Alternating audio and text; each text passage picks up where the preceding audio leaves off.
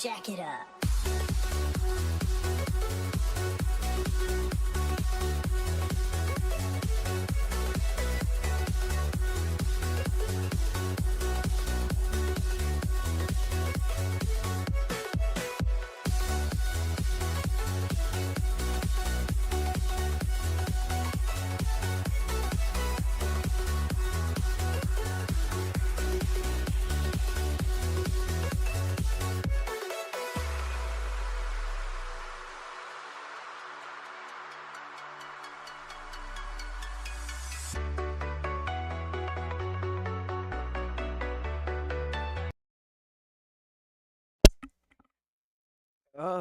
Alright, everyone relax. We're back.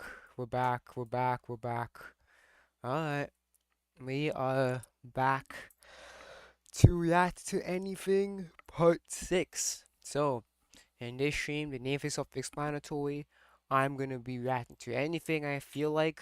However, I will be taking any suggestions. Uh, Now here are the rules to me taking those suggestions. Number one, the video that I have to, if it's a video about like an anime or a TV show, about like a review or something, I have to be I have to be familiar with the source material, or else I'm not gonna be able to react to it. Number two, um, nothing inappropriate, nothing that has any like nudity or anything, no freaking 18 plus videos or whatever. If they are, then that's bad and I'm not gonna listen to you. Besides that, that is pretty much it. So I'm gonna react to anything I want to react to. Um, Basically, again, repeat the rules. Rule number one, it has to be on a topic that I'm interested in. So if it's like a fucking prank video or like a reaction or like a fucking building or something like that, something that I'm interested in, then I wouldn't mind watching it. If it's about if it's about like a TV show or it's about like an anime or whatever, I have to be familiar with the source material, or else I have no, there's no point in me watching because I have no input, right? Um, and another thing, no adult things, like no like 18 plus videos that's on the hub or some shit, something like that. Besides that, that is it. I'm gonna be watching what I want to watch. I will be hearing any suggestions in the chat. Whatever. I was gonna put on subscriber mode, but I don't really feel like doing that. So if you want to chat, you can chat. Let's start. So one video that I have is pretty long, it's a pretty hefty one. And basically what it is about is basically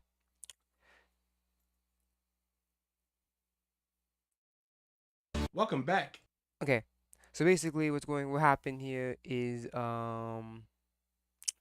Plague Gripes did a video on Naruto. He basically did like a video on Naruto. It's kind of it's you can say it's kind of like a critique on Naruto. It's kind of like the goods and lows of Naruto. And what what the then this guy named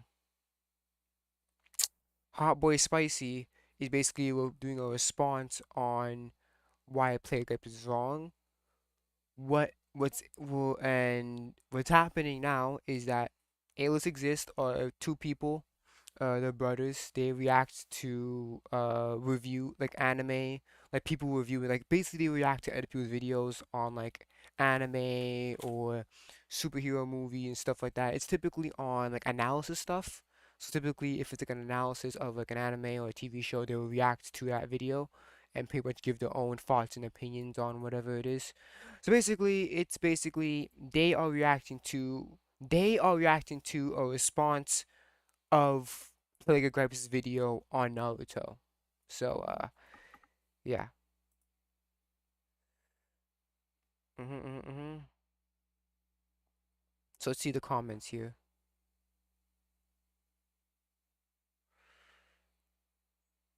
Happy to be here. Happy to be here. Uh, uh, uh, okay. A lot of comments at once by fucking one thing.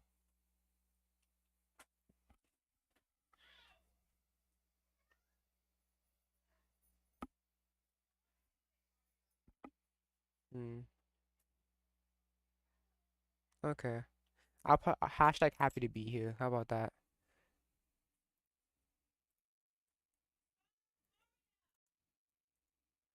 Happy to be. Hashtag happy to be here. All right. Let's get started. Oh, nope, nope, no, no, no, no, full screen. Oh my freaking goodness.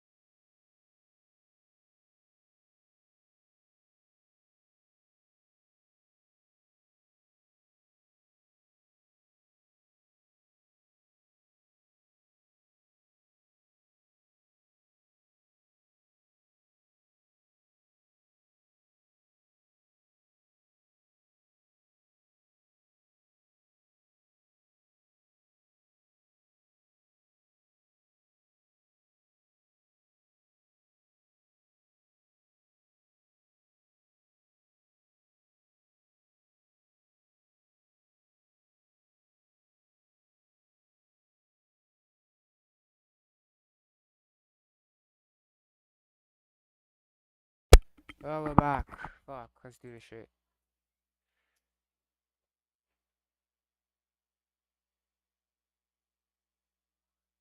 Episode 135 of Revisited, and we are talking about a topic we're familiar with in Naruto, but a rebuttal to a video. So it's a rebuttal to a rebuttal. We are talking about Plague of Gripes is wrong about Naruto by Hot Boy Spicy. This is probably this is probably the most popular Plague of Gripes rebuttal video out there. Seems like it. So why not tackle it through the way we tackle things? I mean, that's not the reason why we're doing this. No. It's just one of the Don't make it sound like it's the most popular. So let's get that one. Like, no, that was just on the list. There are the other ones. I just realized that Clyde made one. I was like, did we? I don't think we ever tackled that. Yeah, I was watching. I was just like, I don't think we did it. But stuff flies out of my head, and I looked. And What's like, it called? Plague of Gregs doesn't understand Naruto. I don't think we did that. I don't think we did. Did you put it on the list? I did, but maybe I didn't look far enough because here's the Lee stuff. Oh yeah. So was that a response to? Because like I said, we did do this. All right, that's okay. That's pretty. Yep. We did do that. All right. Just making sure. He must have changed the title, or maybe I'm stupid. But either way, I'll take it off. There we go. Yep. So this one is said, as opposed to whatever Clyde's doing. We do love talking about Naruto though, so no matter how you do your Naruto stuff, if it's something we think we can talk about, we will talk about it. And this is one that we're talking about. So let's see that description, boy. Did you rewatch Plague's video? Yes, I did. I like it. I agree with a lot of the stuff that he said. It's just a lot of the stuff, the way he says it. It's too memey. Rapid fire jokes. Bam, bam, bam, bam, bam. But other than that. All right, thanks. But he'll have a big point, and like one small point in that big point will be wrong, and it just sort of leads to something else. And I'm like, the whole thing isn't exactly 100% correct. Yeah, it's just a whole lot of, but all in all, 7.5. Yeah, that's a fine video. Yeah. Most of the arguments are sound. I'll say. Oh, I was about to go to the Plague video and read the description. And then I was about to go to the Clyde video and read the description. My goodness, I'm falling apart. We're not used to doing it on this day. Watch as I dismantle popular YouTuber Plague of Gripes critique, in quotes, of the story. Oh, is Plague actually popular? How many subscribers is Plague of Gripes? How many subscribers does he have? Okay. Almost 400K.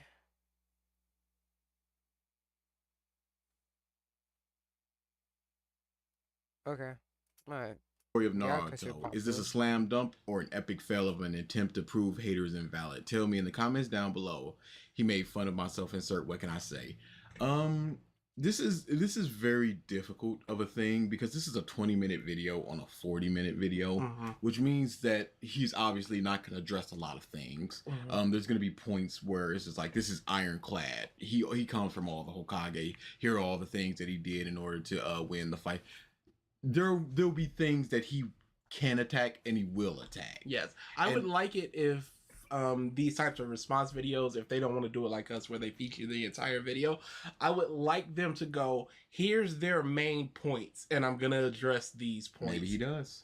Yeah, maybe he does. But the reason I'd like it to be that structure instead of just kind of regurgitating the things he said, it's because it would be way more structured, way more I can glean exactly what you're trying to attack, what you gathered from the video. Just going, here's what he said, that's your interpretation of what he said. It loses the nuances of, like, you go, Naruto's privilege. Well, there's a lot more than just Naruto's privilege. Neji said this. Well, how did Plague say that Neji said that? Are you attacking what Plague said, or you're attacking that the Neji point as a whole because you know Neji and you know all the stuff about it, or even attacking his interpretation of what Neji said. So that's why the words directly, Yusuke, and don't include 50% of the video or whatever to piss that mug. Screw that. If you're gonna respond to the person, I would much rather have you not misinterpret them in any way, shape, and form. And the best way to do that is to play it, and the best way to do that beyond us would be to play it in full, but we don't do that. We segmented it out. That's his own thing, but this is better than not doing it, than doing it this way. And I personally find it better. And then one step above that is listening to all of it and then going back and responding. I honestly think just kind of saying what the person said is the actual worst way to go about it. Like I said, with my entire points thing, once they get to that section of a point, like they get to point 3, they can play their entire point and then start discussing. as opposed to, again, just kind of regurgitating what the person said. I understand it's better for the creator in their minds because I'm not showcasing their video. So if you really want the full point, you're gonna want to go to that video. But you're attacking the full point, and we should be able to hear the full point. So let's hear the full point by getting into this. Oh, okay. Huge disclaimer. I am now aware that Plague has a tweet that addresses his video as mainly done up for gag. Can you look for that tweet, please? Yeah. But there are the things that are gags. jokes. Yeah. Are obviously the jokes. Like, until you give me your little girls, that type of thing. That is the joke stuff. But it is couched in the obvious critique. Like the Nuck stuff, you just go, what's the joke? But this is obviously, it makes no sense for them to come in there to have a treaty, come in there, take the girl, and then be like, okay, you broke the treaty. Now give us the thing that we're trying to steal. And then he goes into the joke. It's like, okay, there is the entirety of the point, and it's sprinkled in with jokes, and there's jokes at the end. Yeah, it's way different. I lost what I was gonna say. Yeah, that's very much like the cinema sins types of things where they're just like, oh, it's all satire, it's all a joke, but then there's legit critiques within those things. So when does it become a joke? When does it become a critique? I've said this a lot of time from Bob vids where he goes, it'd be like if you went to the Onion and there were actual news stories in between all the satire news stories. It's like, at what point do you think, hey, this is a real news story, or hey, this real critique is satire? Plague makes it very obvious what's not real and what is real. I do question the validity of this claim, being that he has yet to even pen in a comment elucidating what is represented as not his actual stance, despite knowing how many people use his video as ammo to propagate. That's not necessarily on him to do, but it can muddy the waters if he's not 100% like, hey, these are my actual points. Even if I'm doing a lot of jokes, this is what I believe about this thing. Oh, sorry, go ahead. So in 2019, somebody asked Plague, are you opposed to people referencing or using clips of your video? I want to make a video about Naruto, and I'd like to cite some of your opinions. Plague goes, the Naruto thing, half of that stuff are just jokes for internet comedy video and not actually my opinion. Wouldn't take it too seriously. Depending on whatever you're doing, I'd recommend just going with the source material. Usually the best policy. Okay, so he says half of the things he says are jokes, and you can obviously tell where the jokes are. Yeah, like the whole cinema sin stuff. You wouldn't take the lap dances. There's no lap dances in this movie. You wouldn't be like, what do you mean? It's like, no, that's obviously a joke. It's like, come on, let's get on with this. But propagates the Naruto ban. You should have put all of this in one. It just propagates the Naruto ban argument. So even if he disagrees with a large portion of his video, considering this critique a counter to anyone who references Plague's video as proof that Naruto is a hypocrite. See, even in the title, Naruto himself is not a hypocrite. The series paints Naruto in the lens of a hypocrite without even recognizing that they're doing so.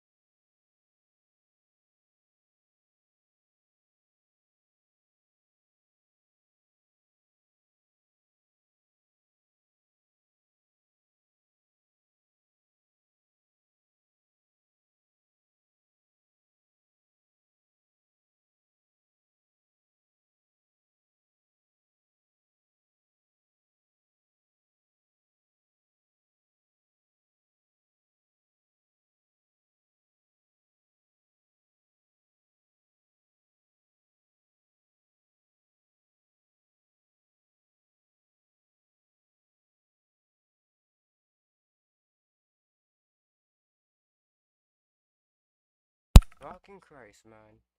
Oh, that fucking take. Shit. Yep, just waiting for this to get done with. I don't make videos like this. So let's make a video like this. I blame the YouTube algorithm for my desperate attempt at claiming relevancy. Hold on a second.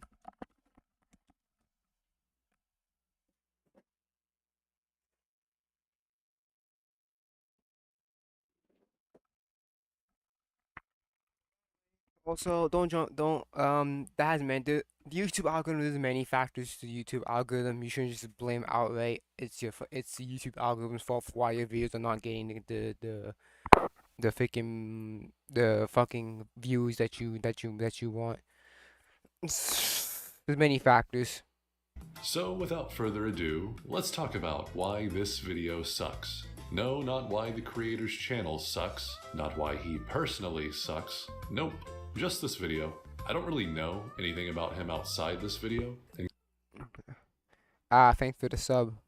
including the other content on his channel, Uh, and I'm not Val interested Sage. in finding out more Sorry. Val say GD, thanks for the sub.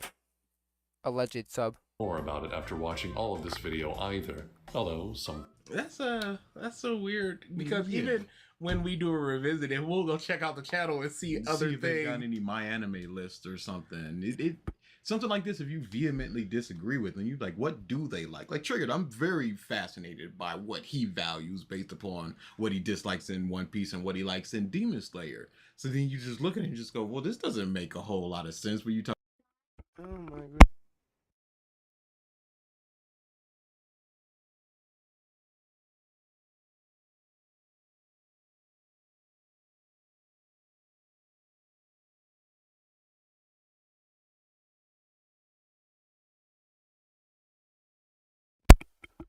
Talk about you don't like emotional stuff, and then here's Clan. So, but you know, I'm not saying you should do that or decrying somebody for I'm not just doing it. It's personally just like, interested in that thing. And on top of that, it helps you get a frame of reference of where this person is coming from. Because if you watch another videos theirs and you're going, oh, I know, let's say Dragon Ball, he's talking about TN, let me watch this video. Oh, this is like 50% jokes again. Maybe this is just who he is. parts of it are funny, and I engage in a bit of tomfoolery myself from time to time, so from one goobering gigawatt to another plague, I appreciate your efforts in influencing me to exhale out of my nostril aggressively.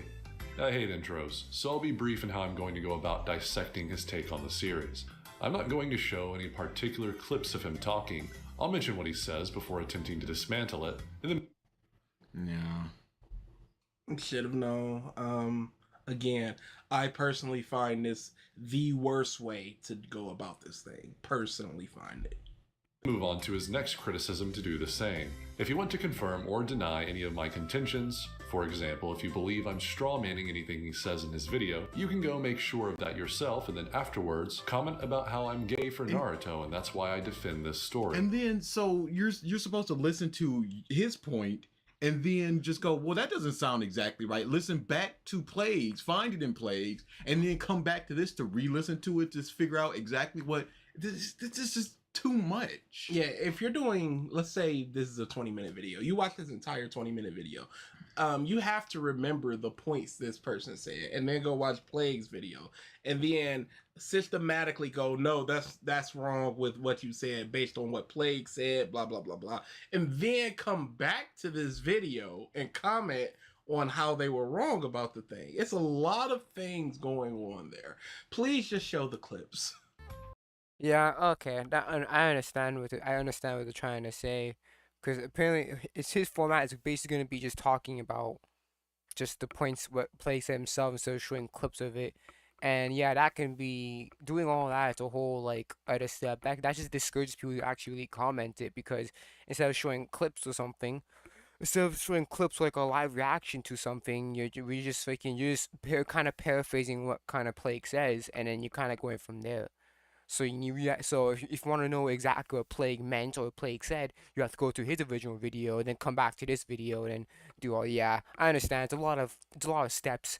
It's basically going around the corner just to get to just like going around the corner, going around the block just to get to next door. I understand what they're trying to say.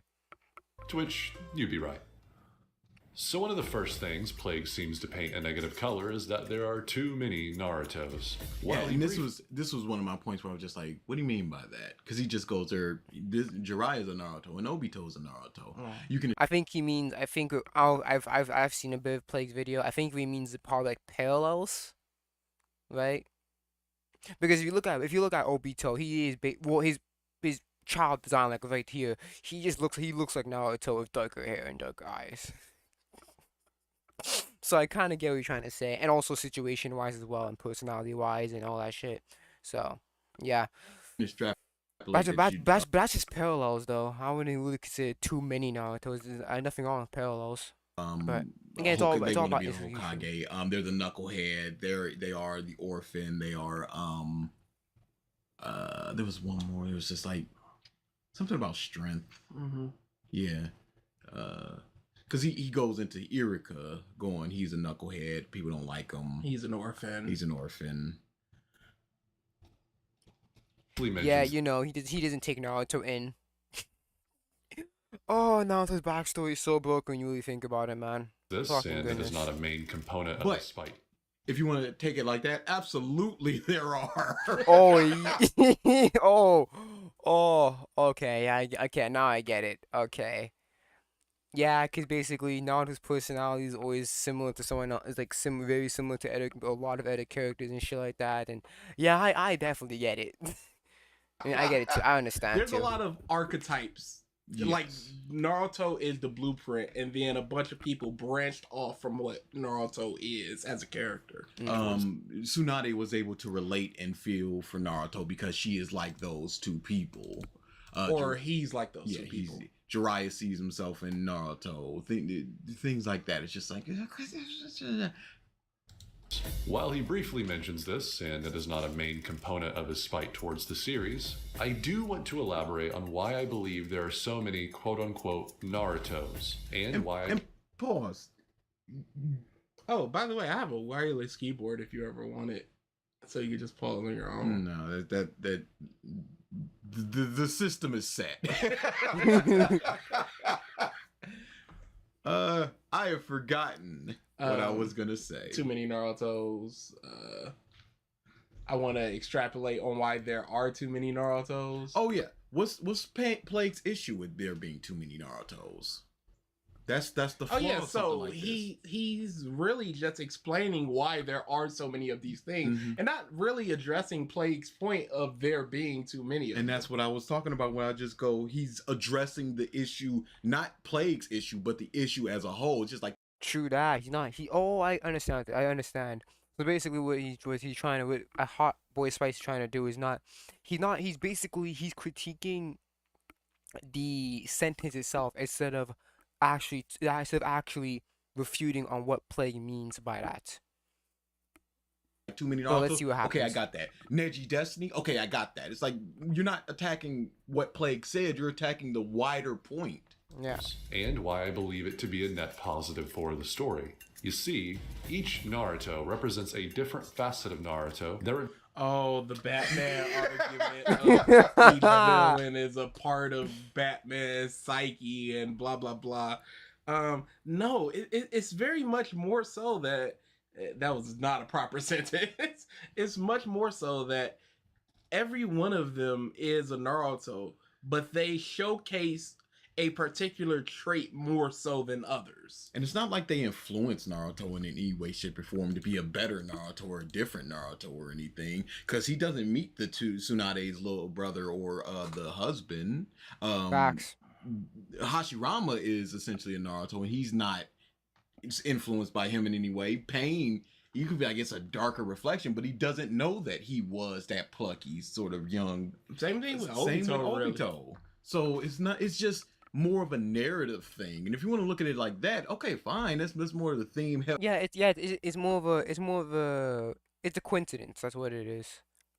It's just a coincidence that they have that they're similar. Hooray! I always see a problem with it. But if you're looking at it in terms of a story, it's just like this is the same character over and over and over again. Yeah, I don't think there's like 4 Ichigos in Bleach. I don't think there's like that archetype. Yeah, you can just go. you can list off the character traits of plucky, orphan, Yeah. knucklehead. Basically the same backstory. Basically, like Each Naruto represents a different facet of Naruto that reveals another potential conclusion. Kaiza represents Naruto's headstrong opposition to evil if he lacked the strength to stand against it. Tsunade's kid brother. Okay, but still, this is all just narrative stuff. yes. Naruto doesn't personally know who this kid is. Yeah. Naruto doesn't go, I need to be strong so I don't end up like him. Who he? It's just us going, Who okay, that? I can see where That'd be Naruto would end up if He'd be like, who that? Who's this guy? he didn't have a Jiraiya and therefore went raw, or he had an evil Jiraiya. And It's essentially a multiverse story. Which is like, hey, what Oh, evil dryer. Oh god, don't even. That's in Boruto. Oh god, I forgot there's a fucking evil dryer in Boruto. Okay, spoiler alert for Boruto. I could be wrong, but I know that in Boruto there is a clone of Jiraiya who is, I think, I don't know if he's evil, like a neutral guy, but apparently he's like a clone of Jiraiya. It's like, well, okay. if you never got the fox in you? Like, reminiscent of the same whimsical childlike romanticism of the path to Hokage, a path that Tsunade knows all too well more often than not leads to either utter failure or utter annihilation. okay, what did they do to fail, and how does Naruto avoid that? yes. Mm. What lesson was learned, gained? No, I gave it to mom. That's her fault. I literally gave it to her. It's not in my pocket. I gave the remote to her.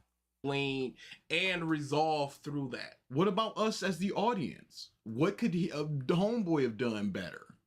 What does that tell us other than if you want to be the Hokage, this might be a fruitless dream? And it's not like he died in his venture of being Hokage. He just died as a ninja, and his dream was to be the Hokage. That wasn't really, there's no connection there. Even with the whole Hokage thing, it may never come to fruition. Neji essentially speaks that with the whole, just because you want it bad enough, you think anybody can become Hokage if they work hard enough. Nope. It's the same lesson without a need for another Naruto. How about Obito, who represents that road to Hokage of despair overcame ambition, a crossroads Naruto himself came across on his path. It isn't bad that there are so many Narutos, it's actually brilliant, because each one of these Narutos uniquely captures a specific I hate this shit. I'm only hating this shit, but I aspect hate of this Naruto's journey. uniquely. No, see, here's the thing. All these characters you mentioned outside of practically Obito are just people we see for like 3 chapters and then they're dead. So we don't get enough to see that dark aspect. Yeah, and Tsunade's younger brother and her husband are already dead, so it's kind of like they're kind of pretty forgettable. But could go down that road, or the happy plucky go character. Oh, the kid died. Yeah, he's already dead. I'm sorry. Like, what? It's more about having an effect on Tsunade than the dark reflection of Naruto. always I just shows realized my voice is still messed up. Too much.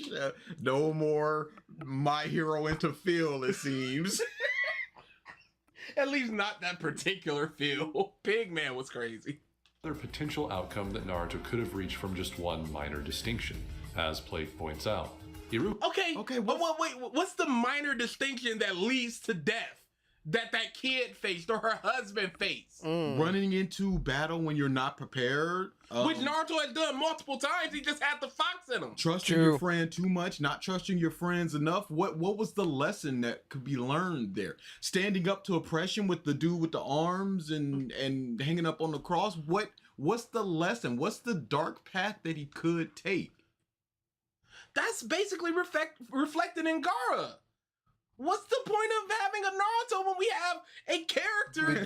Gaara. That's him. That's literally him. Gaara. It gets all this character development and characterization, as opposed to this kid that we see for 3 pages and dies.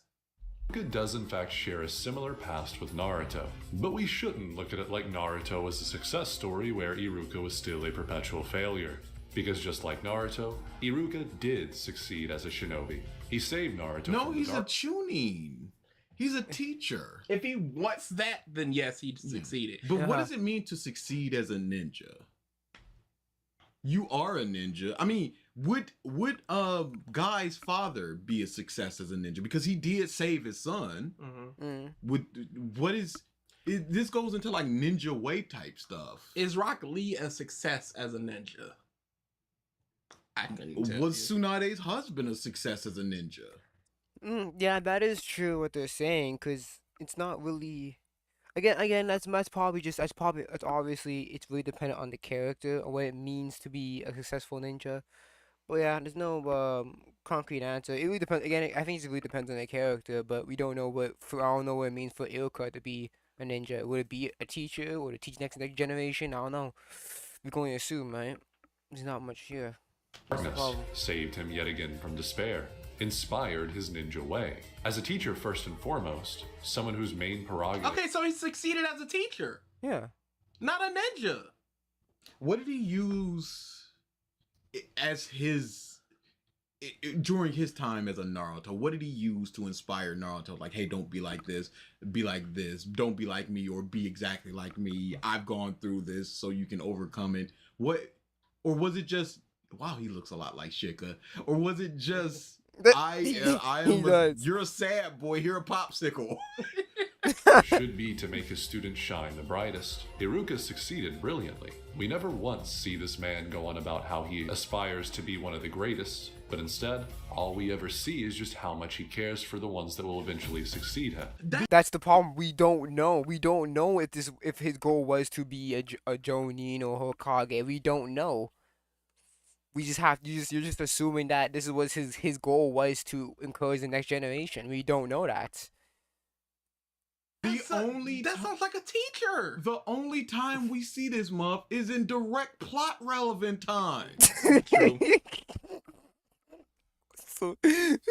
Stopping him from the waterfall, helping him with the Jiraiya stuff. There is no just, hey, there's Iruka, he's teaching a class. It is just every time it's something to do with thematic or somebody sad and they need a pep talk. He doesn't even get like a Kiba thing where he just turns to Naruto and go, you don't think you're the only one that wants to be Hokage, are you? That's my goal, by the way. Yeah, it's not, he doesn't get this type of thing. He's just some dude that's a teacher that likes teaching. Saying Naruto is what Iruka could have been if he had the same godlike genes is missing the point by a mile. I find it funny how right before this negative outlook on how there are so many Narutos, he actually discusses an almost identical phenomenon that takes place in the thematic structure Batman. of Batman, which oftentimes takes facets of Batman's characterization and implements them in the villain's personality. Can we stop with this narrative like that isn't reflected in almost every hero? Spider-Man's brilliance can be attributed to Doc Ock, who was a more brilliant Spider-Man. And then obviously Spider-Man with the Venom can be... Can anyone explain to you what going on here? Okay, so basically what's happening here, cameraman, I am reacting to a reaction to a response to another response of a Naruto video. Bam. That's how it is. That's basically what it is. It's a whole fucking Rick and Morty inside simulation shit. Superior Spider-Man! Spider-Man's potential ruthlessness with his Fiend monster form taking more root in things like Green Goblin, so the insanity comes through, which happens when he turns into the Man Spider. Whoa! Mind blown! Damn. Spot, if he was just more of a regular neighborhood Spider-Man and wasn't really taken seriously by anybody. Whoa! Or basically, or like if fucking Peter became more Tashi's symbiote, he could have became much more like a Venom. He could have become Venom. So again, that's not something wholly unique here, dude. Does Professor Pig represent? Professor Pig. Animal obsession. Whoa! Bats and Might pigs. as well talk to Animal Man. Pig man. Jesus! Pig man. so that when Batman is faced with one of his many notorious foes, he is in actuality facing a part of himself. You gotta stop this noise! He's gotta face himself 30,000 times! But let's just take it as I'm fact. not! Let's just take it as fact. Naruto doesn't do that because so many of them are either past the time when they are a Naruto or they are dead. Yep. So there is no... He never gets to really face himself in that. And when he does, it's an actual facing of himself. See, everything you're talking about manifests itself in the story anyway. So why even have these? This is completely irrelevant to what the video is, but like I'm pretty sure Batman had and Hush had a movie, like an animated movie called like Batman Hush or some shit like that. And basically, I'm pretty sure everyone knows who Hush is, right? Basically, Bruce's longtime friend whose family went broke, and then he like got surgery to take over like Bruce's identity. Oh my gosh! Different facets of himself, where you could have seen where he turned out. That's Get out. Out.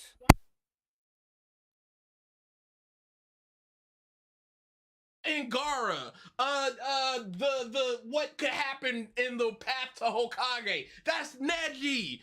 And what I just said, I don't even remember. This is pissing me off. I was right. He at least touches on how this same phenomenon is portrayed in Naruto. It's not a phenomenon. It's literally just taking a complete character and breaking it up and then showcasing a trait of that character through another character. And then expanding that aspect in a greater sense. It's not hard to do. Naruto's own confrontations with his various antagonists, yet again, he disregards how this can be applied to other aspects of the story in ways that bolster the narrative. Plague then goes into the common criticism. This is I kind of wish that he just had Hot Boy Spicy. I wish that he just had the clips of what Plague Gripes was saying, because now we just people who just freaking who probably it's probably been a long time watching Plague Gripes. Who had to take your word for account. Why don't you just clip like at least just clip his arguments and put it in and make a response to it like fucking Zealous did for Captain Mac or some shit. How does Tsunade's little brother and husband being a Naruto bolster the story and the narrative? In what way? Oh, by the way, Giga was talking AMVs. What? Yeah. I was talking to Ilea about it on Twitter. Yeah, he was basically... He just sucks. He's basically like, it's dying, and pretty much because I don't enjoy it. Okay, cool. Yeah, Okay, he sucks. You don't care. That means everyone doesn't care. Yeah, bruh. He sucks. Of Naruto's hypocrisy, like how he's supposed to be the boy who overcomes his limitations with effort, but as the series progresses, you realize he only ever had advantages. Seemingly. So firstly, the knife. No, seemingly nothing. He had advantages. He has the Uzumaki blood, so he has a lot of chakra, and then he has the metal pool of chakra with the fucking nine-tailed fox. Naruto had advantages. He just needs to know how to use them properly. That's all. Nine Tails. It's almost comedic genius how Plague talks about Naruto using the Nine Tails as a scapegoat and becoming a better ninja over a clip of Naruto's transformation on the Tenchi Bridge, when the whole point of this battle was to stress the negative relation to using this insane power. But if he had not used it, Aura would have killed him. Yes. Yeah. So it was a benefit. It just is an out of control benefit. Yeah. Psyche is not only compromised during its utilization, but because of this compromisation, he wounds Sakura as well. And they always look at it as the pure negatives. Mm-hmm. He's out of control. He hurts Sakura. There is no dialogue between him and Oro now, so it can't be an exchange of ideas. But what about the fact that Oro would have just beheaded him right then and there if he hadn't have foxed out? Hell, the only ones who compliment Naruto on his powers here are the villains, who say he's matured as a tailed beast host, not as a ninja, relating him to the beast that is the Nine Tails. Yes, because all they see him as is strength, and they see him as a character. Yeah. That is pretty standard stuff. Seeing as how Oro has only seen Naruto 1 or 2 times before here. Naruto Uzumaki. Even their compliments are almost taunting. I'll touch more on the Nine Tails later when it becomes relevant again, but just remember this little tidbit for later. He sounds like Plague. I don't know what Plague's point was. And no, it's the comedic genius of But yeah, I don't know the exact thing that Plague said there. And I literally just watched this an hour ago. Same. So Plague's comment on how we don't ever see Naruto trying, or even learning, is just, well, odd. I don't know how you can read or watch this series and come out with that takeaway. There are numerous upon No. You're he mentions this by going. He becomes so strong that he can do hundreds of years of training in an hour. He mentions this. This absolutely. But before this moment, what training do we see other than the Rasengan? And that was Even specifically for a new jutsu. Even before that, he was talking about how Naruto didn't even really know what chakra was. So he wasn't even trying to be studious or anything. No. Anything that wasn't repetition to get stronger or a better understanding of what being a ninja was, we never really see Naruto do that thing. We never see him pick up a book and try to learn about chakra control or anything when he doesn't really even understand chakra to begin with, despite flunking like 3 times in ninja school. He specifically said we see him doing push-ups and sit-ups, but that's about it, which is true. Numerous examples of Naruto's perseverance when faced with harsh training. Even whole sections of Naruto. This is... Come on now. He can learn 100 times faster and better than anybody else and get all that... Yeah, I completely forgot about that. I completely forgot about that.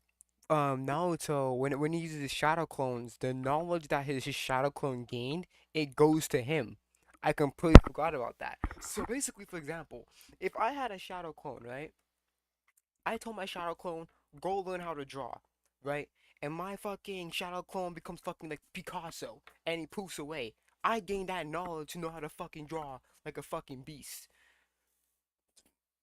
So basically, Naruto could have become way stronger, like even earlier if you know how to use his clones properly. If he knew how to use the clones properly, the man be fucking genius level, bro. Knowledge instantaneously. Yeah.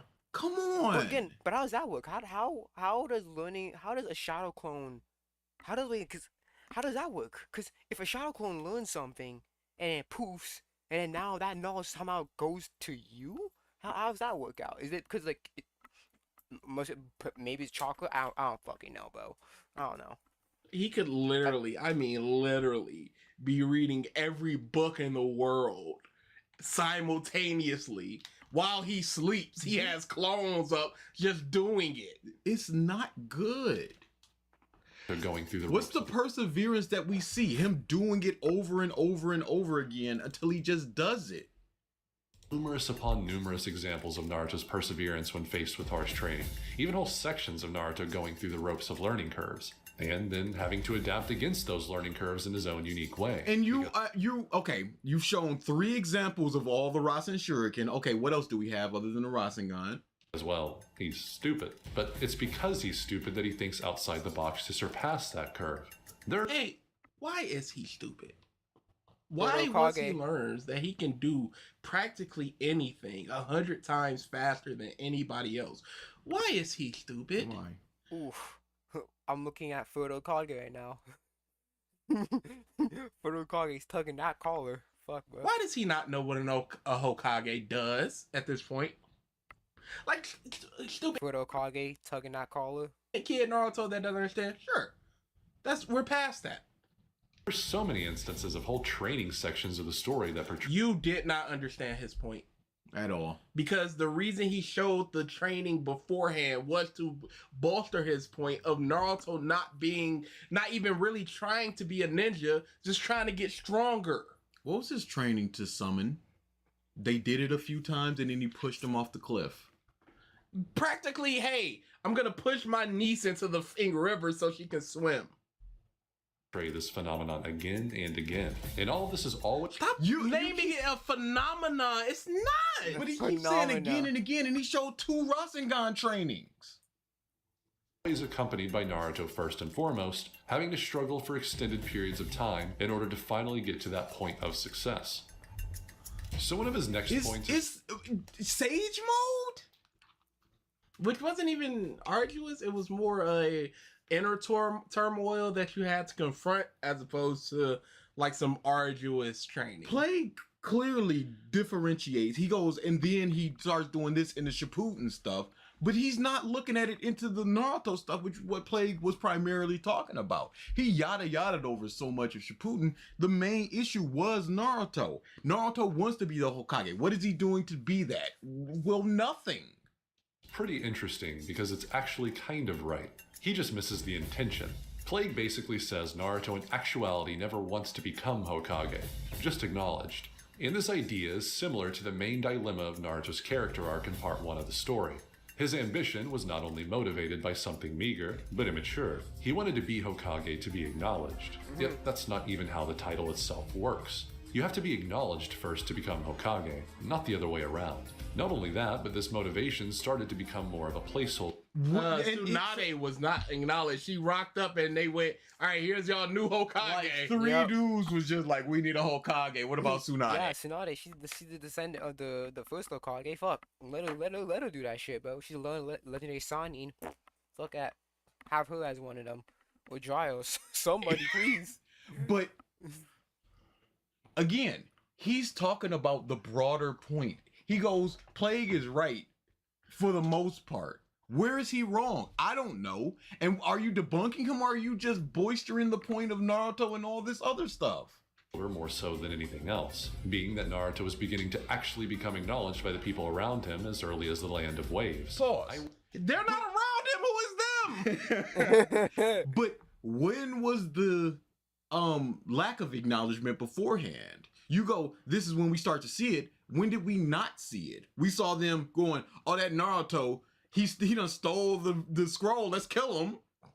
But where was the trepidation throughout the village? We saw him alone sitting there with silver-haired Chunin dude that told him to steal the scroll. But what else was there? We didn't see that lack of acknowledgement other than just being told that. Oh, I guess when he was sitting on the swing and they were just like, oh, that's the fox. But if we're looking at 1 to 2 examples, and then you're like, we're starting to see it as we go to the Land of Waves. We haven't seen enough of it to be like, okay, thank goodness he's finally being acknowledged now. We've seen almost nothing of it to give that relief. Wonder, just why make Naruto's motivation so negative in part 1? Does it perhaps have something to do with his later development? Perhaps something to do with Sasuke? If you want the full and complete answer to this, watch my 2 videos covering the dynamic. Oh no! Oh no! Please, if you want to understand what I'm talking about, watch these other 2 videos. No, buddy. Please summarize the. Please just give the basic summarization of those 2 videos instead of just saying, "Hey, we'll go over here, buddy." Naruto and Sasuke after this. So now we're watching 3 different videos other than this one to get the entirety of your points. With the collective 85 minutes worth of content, that's a lot of work. Links in the description below. I refuse to rehash what I've already said before here, as that would make the video way longer than it already is, and I've already discussed it to the best of my abilities in that series. You can shorthand the about to say. reference, and then if you want to learn more, you can check out the video for it. Yeah, just give brief summaries of like a very brief summary of the video. Then hey, if you want more detailed explanation, you can go watch the videos.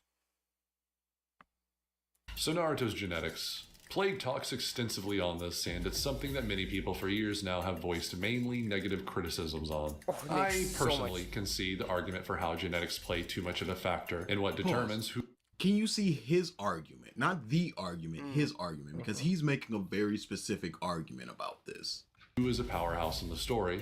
It is indeed pretty hard to ignore the fact that most of the top tier characters in the verse have a special Kekkei Genkai that is derived from their genes. But the thing is, Naruto, despite being one of these genetic powerhouses, is still an underdog. He is...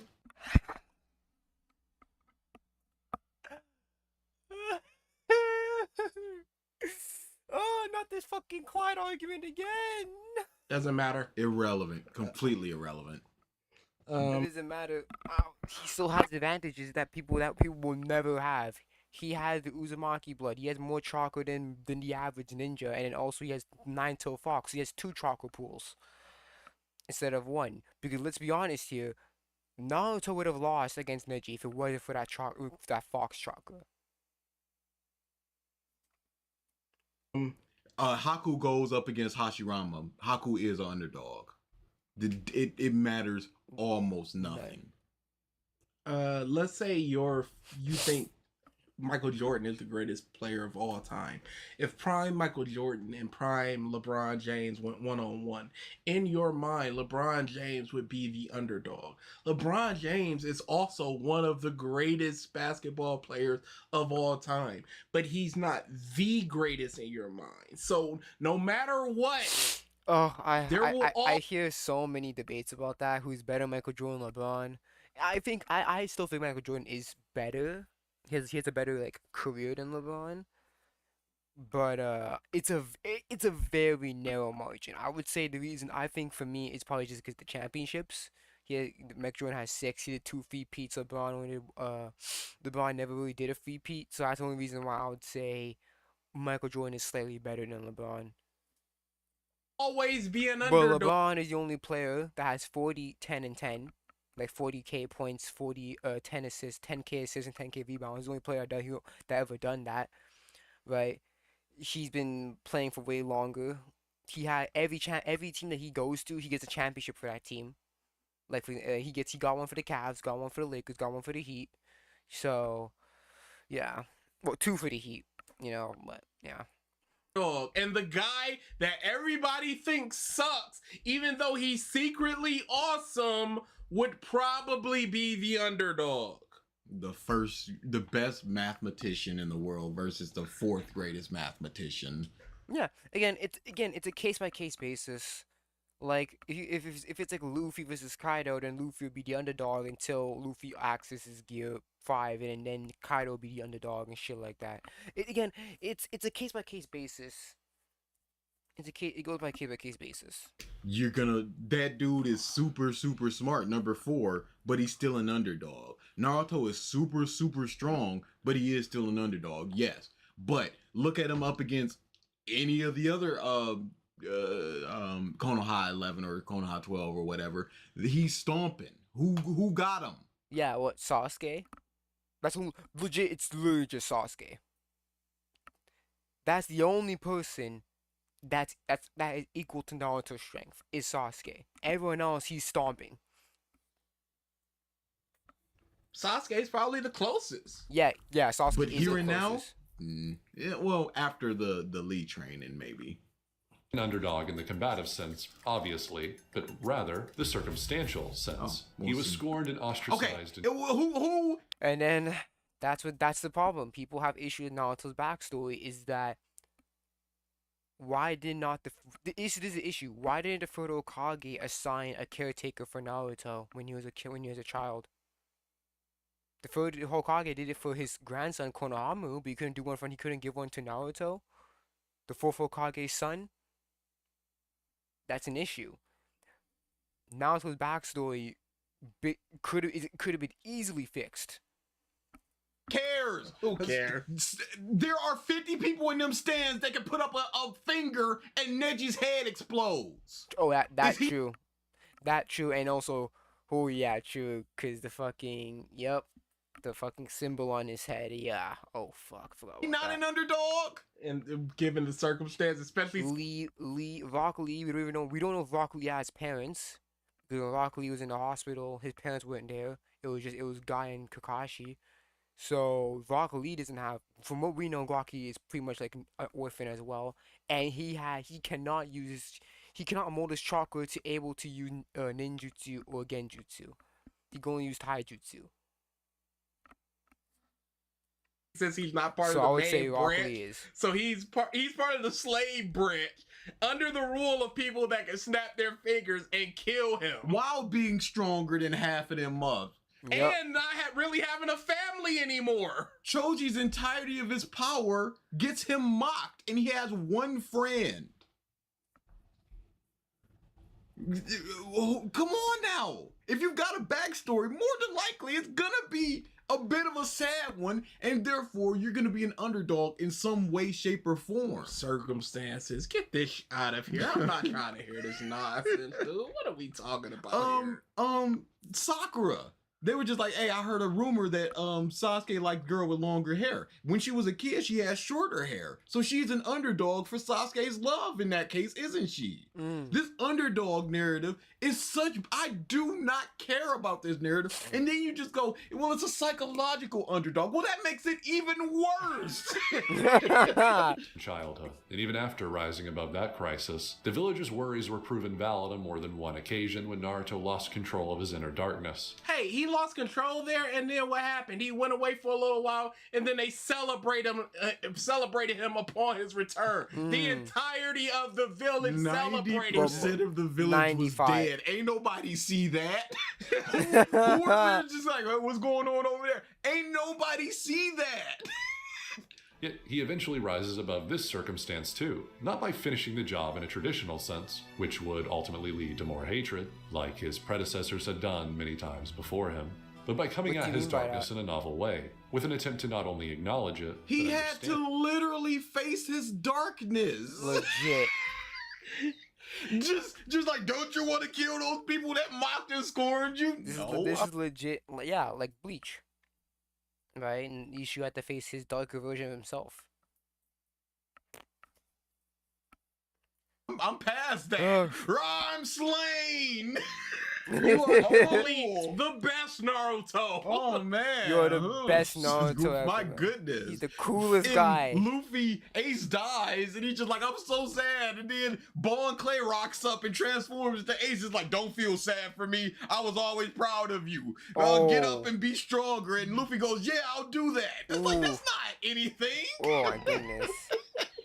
it, rather than simply disregarding it as something only worthy of being subjugated and silenced. Naruto's whole journey itself sees him oppose the fate of the very world. Even a minute change towards his vision is so substantial. Your point was that he was a psychological underdog. Circumstantial. What is this?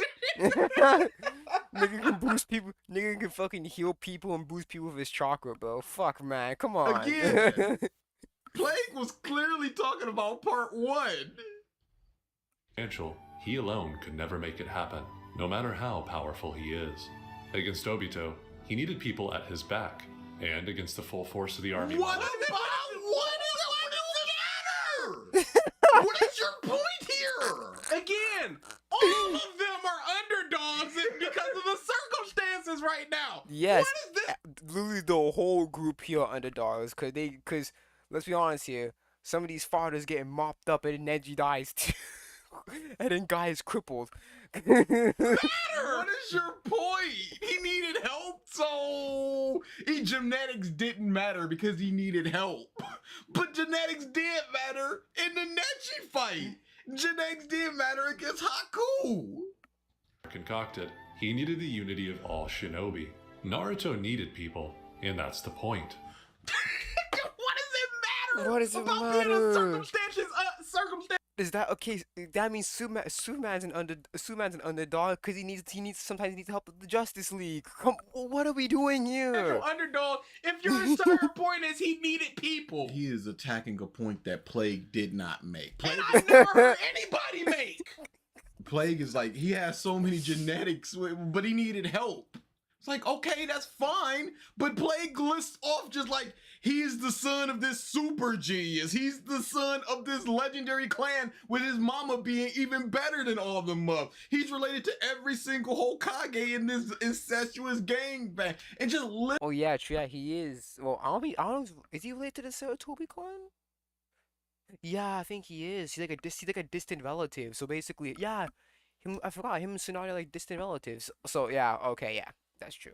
Well, some off like that. He was all of the also, team. don't forget he's the reincarnation. He's the reincarnation of one of the twins. I forgot his name. I think it's like, is it Insha or Asha? I don't know which one it is, but he is a reincarnation of one of them. teachers, But he was the alone. legendary teachers that he had that nobody else has access to. And he Jiraiya? just goes, yeah, but he needed help against the Kakashi. Ten Tails Jinchuriki. Okay, fine. If you want to talk about the last 30 chapters. Where he was once ostracized and forced into solitude, he eventually evolves into claiming an ambition that relies on cooperation from many. This What the f is this? What is this, dude? If you just wanted to talk about Naruto and how Just great it Cook over there. is, yeah, don't bring the plague video into this. Come on, dude. drastic change couldn't have possibly transpired from Naruto's genetic advantages, but instead, his Okay, mentality- sure, it- but how did he get into this situation? Every step that he takes is because of either the genetics that he has or the fox itself. Sakura has nothing special. Nothing. About her. Zero. in terms of her family. Yeah. Naruto would legitimately just be the Sakura on the battlefield if he didn't have all these advantages. So all this turning things around would matter nothing if he couldn't do what he could already do. It was the assistance from others and his resolve to push through despair. that Sure, contributed but most- you are not debunking plague by going Cooked.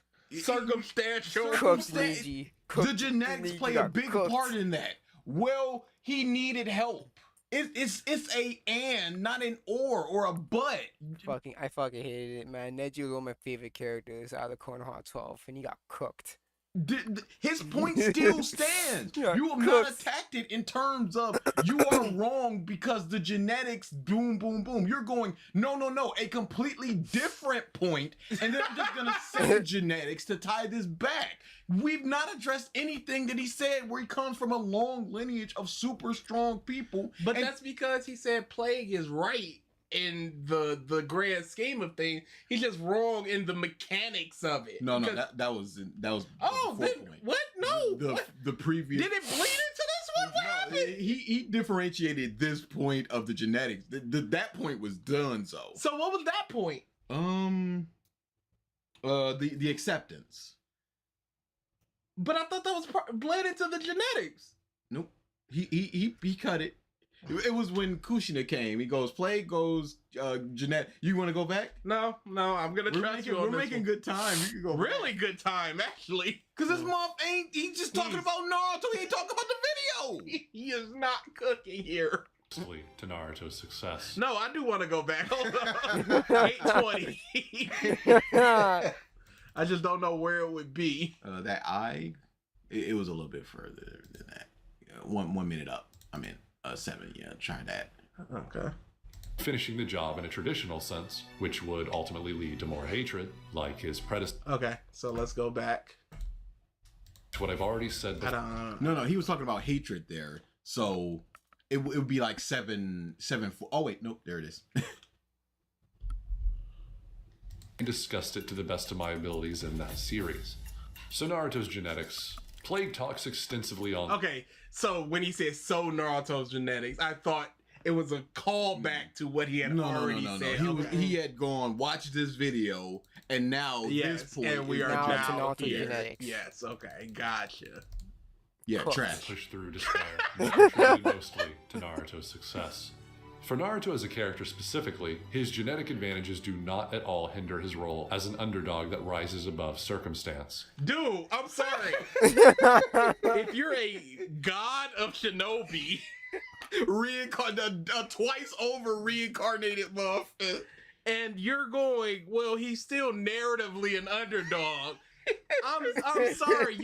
You're not allowed to apply the underdog tag to him at that And you point. talk about Plague's choices, and you got the 9 tails just behind him as he's about to wreck. Come on now.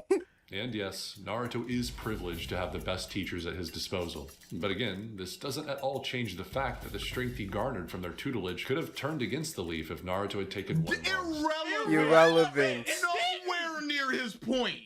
Because if that's the case, why not treat him better? Why even have those circumstantial underdog things? Because he could have turned against the village the second he turned.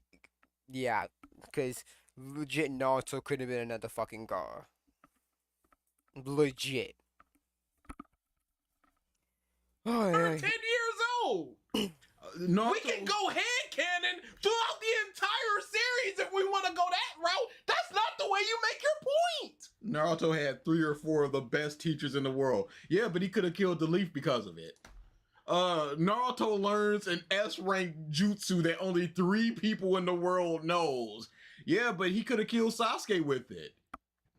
Naruto makes a summon with one of the greatest frog sages of all time. Yeah, but he could have crushed the villagers. That's not the point. This is so this. And it's so funny that earlier he just went, Plague misses the point entirely, when this is just not the point in any facet. Any level of strength that anybody has could be used to harm people. Oh, Shika uses the shadow strangle. Well, he could have strangled a little girl. Is that worth learning it? Oh, yeah. No, I don't. Wait, well, we got kunais. Let's get that out of here. You might poke somebody's eye. You might murder someone in their sleep. What is this point? That's like saying, it's kind of like saying knives shouldn't have been existed because knives can also kill people. You can also use knives to kill people instead of just cutting. Instead of cutting food with it. So. Yo, you just you can always again, or if I can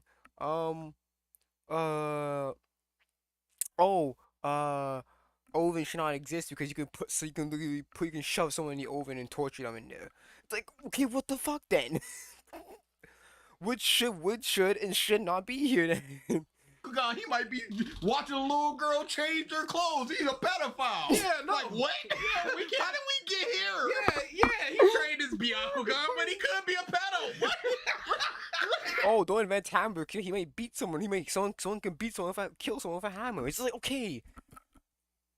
There's always be that possibility. What? Okay, I guess he could have. That's not the point being made here. I mean, I guess technically you're correct. Yeah, he absolutely could. Could have. Yeah. But that's not really where we're going with this, I'm afraid. That could happen anytime. That could happen anytime within the story, though. Village could have turned against the Leaf if Naruto had taken one wrong step. Naruto chose the path of most resistance on his quest to become Hokage. What? This is literally against what Plague said, because he said that he didn't train, and you go, well, he trained later. What did he do to take the path of most resistance? Most resistance. He didn't know what chakra was. What's the easiest path to being Hokage? That's fast. How does he take that path? How does he hop on that road? What does he do to become the Hokage? He becomes the strongest. He trains like other people train. He didn't choose to be ostracized, because that's what the most resistance is. You need acknowledgement. He didn't choose that. What did he choose? You were born into what did that. he choose? Did he go, yeah, I can do 100 times the training that other people could do, but that's cheating. So I want to do the same training as everybody else. So I'm only going to do just me. Except until I do, and then I'm just going to do it. No, but the path of most resistance would just be just the one. Yeah. Because that's the difficult path. I have all these gifts. I'm not going to use them. But I'm not going to use them. I have this trust fund over here, but I'm not going to. I'm going to be slumming it with you guys. Yeah, I'm gonna earn every dollar I spend and no other money. You say this like nobody else in the world is training. Let's accept that everybody is training. Is Naruto training more? Is he training harder? If you say yes, in what situations is he doing that? Oh, by training 100 times harder? Okay, so that's an advantage. By training with these legendary sage toads, toad sages? Okay, so that's an advantage, isn't it? Because nobody else is afforded those opportunities. What is he doing? One of the 3 possible signing. Everybody is training. How is Naruto training more, harder, better, or anything? Most resistance. That's bars. That's crazy. Even if he is the 4th son, had he kept... Even if you are... So basically, what he's trying to say is that it doesn't matter. Naruto is still underdog either way, despite all these gifts that he was born with. the president, son. You chose the path of most resistance to get into the White House. No, I got nutted. My mom got nutted here, and I'm here. Oh, look at you, the son of two prodigies. You're gonna have such a difficult life. What the? Do you hear? Even if he was the son, no, he is. Let's just go. Yes, he is. First off, and second off, Despite being is what you're looking for. Even if he was the son. oh, no. Let's just say he was the fourth son. Let's just say he. To this exact same philosophy being a nobody, eccentric people like Jiraiya would have surely noticed. But that's not even What?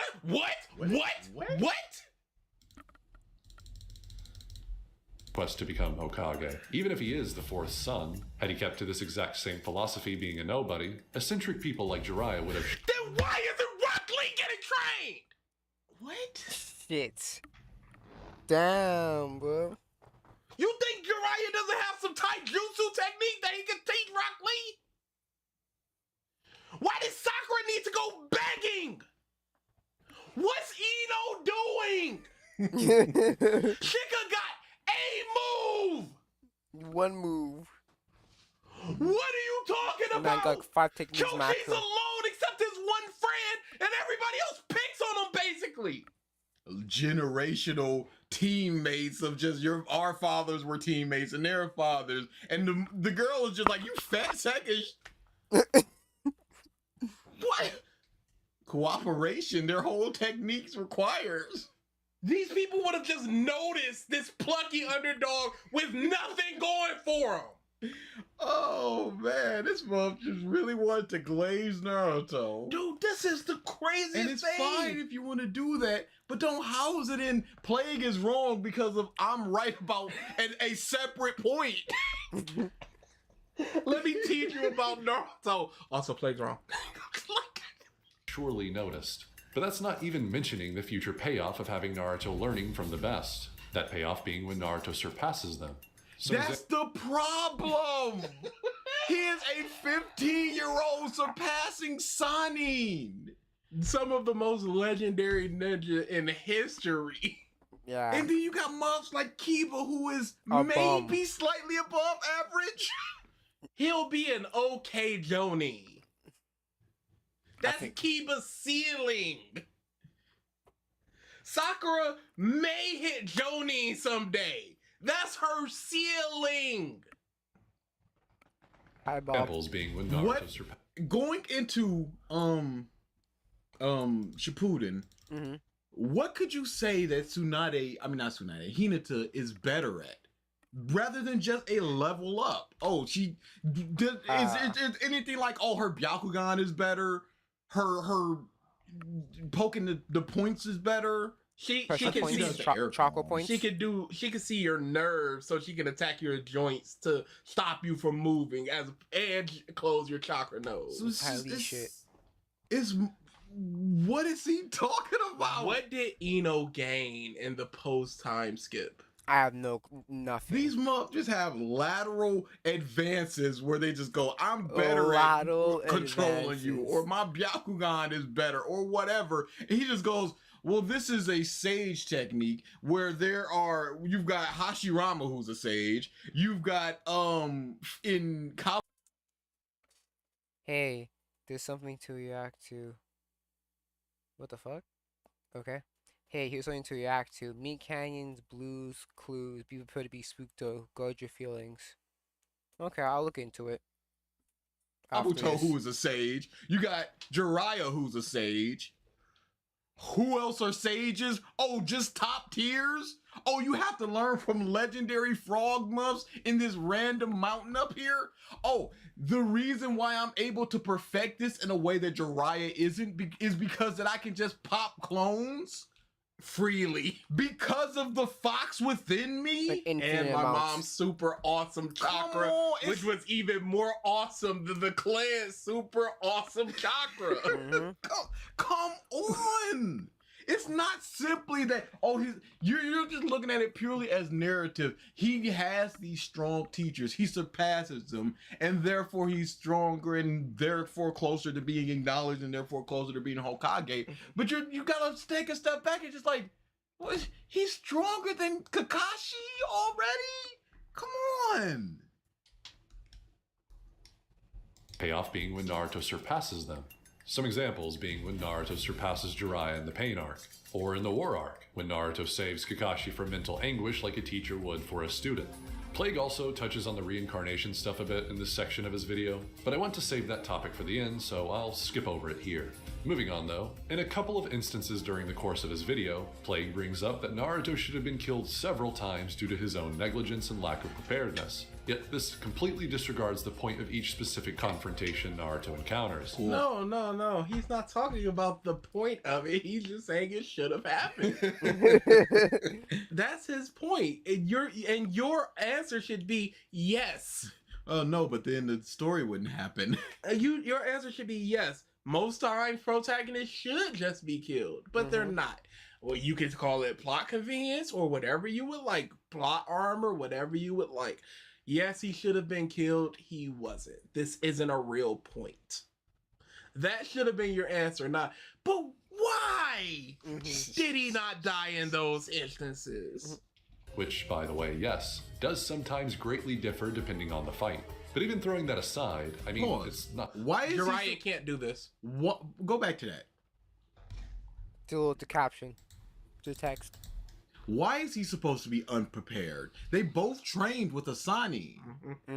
No, No. He's supposed to be unprepared because he doesn't know Sasuke's there. He's not supposed to be under so much below him. Yes. So, what do you mean by this? There's no reason why Naruto should have learned exactly one new technique, which is just an enhanced version of his other one, and some better taijutsu. Like, if he had gotten to the level of Sasuke already, we see Sasuke get even further beyond later on in the series, so Naruto can still also get further beyond even if he was close to Sasuke. But he's so woefully below Sasuke. So we just have to accept that he is not as strong going into the time skip, and Sasuke is just did that much more. And what do we have to facilitate that? Well, just them saying it. I guess Jiraiya just sucked. I guess because it's very odd that he learns an S rank technique in a week. Naruto with the Rasengan, and then he just learns a bigger version, which he could just do. What is functionally the difference between the big Rasengan and just a normal Rasengan, other than just pumping more chakra? Is that it, or would it be more unstable and you have to better mold it so that it can be more stable? What is it about the big Rasengan that needed 2 years to learn, or a year to learn, or whatever happened there? Whereas Sasuke, he's putting Chidori's into his sword. He's got better handle of his Sharingan. He can do the Kirin. All of this stuff. On the fight. But even throwing that aside, I mean, it's not like Naruto went to Frogland to train in Frog Jutsu to prepare for his battle with Pain. It's not like he even brought Goon Squad to help back him up against Pain's superior numbers. It's not like he came wearing a scroll on his back to counteract the problem with Sage Mode's time limit. Pause. What is this supposed to be countering? I was about to say. So, the reason why he was up on the Sage thing was because of Jiraiya, because they knew Jiraiya and they knew that he was the chosen one and they wanted to train him. The reason why he had those frogs was because of Jiraiya and his mass amount of chakra, because there's no other person in the Konoha 12 that can summon until the end of Naruto. So let's just get that out of there. The scroll thing, we don't know if that was his choice or the frog thing. Maybe it was. Maybe they did mention that, but I don't remember it. But okay, if he did think about that and he did implement that, okay, sure, that's his smarts. Otherwise, it was just, here, take this and counteract that stuff. How does that speak to anything that you're talking about? This is just one example, by the way. Even before his fight with Neji, a fight that Plague touches on for a lengthy portion of his video, Naruto is undergoing training to prepare for this very match. Plague in what he learns the summoning. What other? That was a filler. And it didn't even come into play against Neji. it was Gaara. So his training was essentially worthless. And in terms of Neji, all he really needed was Jiraiya to hit that and seal. Oh yeah, I was about to say the seal as well, but that wasn't training. It was just him going, oh yo, here you go. That's all he needed really, because that's what he used against Neji, not the summoning. A very extended tirade analyzing every one of Naruto's fights before Neji in his own unique way. I'm not even going to bother covering all this, as I'm too lazy to meticulously poke holes in every one of his conclusions here, and it might end up being redundant anyway, as what he says just kind of bleeds into his discussion on the Neji fight. Although I will stop to say that the Kiba fight, it does have a little more merit than what Plague is giving it credit for here. That being Naruto validating his way of the ninja to never give up by displaying his victory to everyone in such an important setting. Yes, in terms of narrative, yes. But what Plague said was Naruto got finessed for 2 episodes, hit Kiba 2 times, and then he fell over. Naruto just gets up and it's just like, okay, is this more of a beating than what he went through with Oro? With what he went through with Haku? No, he's just like, I'm gonna get up. It's like, your bones aren't broken. You just got hit in the stomach a bunch. It's no real, oh my goodness. He's really coming back from this. He's him. He's showing his ninja way. It's like, no, he just... It's like Ippo getting hit in the shoulder and then going, I won't go down. Well, I would assume not. Sure. He was beat up and knocked around, basically proven inferior. But he never once let that deter his motivation for victory. And because of this tenacity, he is rewarded with victory. Pause. Okay, so what was he supposed to do? Dang, I quit. I guess I'm not cut out for this. Of course, this is a story. They're not gonna give... Hinata didn't give up. Who gives up? Shika. Choji was just like, I don't want to fight this, but I'm still gonna become a big ball. I give up. I am Shika, and I am out of chakra. Yeah, I'm out of chakra. I had 100 plans, but they all needed more chakra, so I'm cooked. Yeah, sure, you could chalk this up to Naruto just having more physical prowess due to his genetic advantages, which is obviously a factor. Yes. But we also can't act like Naruto couldn't have thrown in the towel when it seemed like he had no chance of victory. Pause. Why would... There is no chance of death or anything. You can go... Gon is a better example of this. In the first Hunter exam, where the dude was just breaking his arms and legs. He's just like, keep going. I'm not quitting. That's something. Here, putting aside the fact of his Uzumaki chakra, which gives you longevity and healing and better chakra and all that stuff, he is just getting punched by this dude that it's featless up until this point. And it's different because we've already seen Naruto go, hey, if you fail this exam, you can never become a ninja, a chunin or whatever. You can never take this again. But you can quit now and leave. And we see Naruto, who can't do the test, go, I will never give up, even if it means I can never become this thing. So why in this fight, after getting punched and kicked a couple times, when he go, bit of opposition. Dang, I guess I should just give up on my dream. After facing Zabuza, was just like, Kakashi was just like, oh, this dude, oh, he's a problem. I'm popping my eye frame 1. Hey, y'all stand over there. Hey, that dude over there, he's stronger than Zabuza. Uh-oh. I don't know how we gonna get out of this one. But against Kiba, he's supposed to be like, in front of everybody, in front of his dream, in front of the Hokage, he's supposed to be like, 2-on-1, this isn't fair. Who would use clones? Hey, wait a second. What's going on? There's 2 of you and 1 of me. I don't like this. Cheating. Completely going over his head like, this mother, he's the clone guy.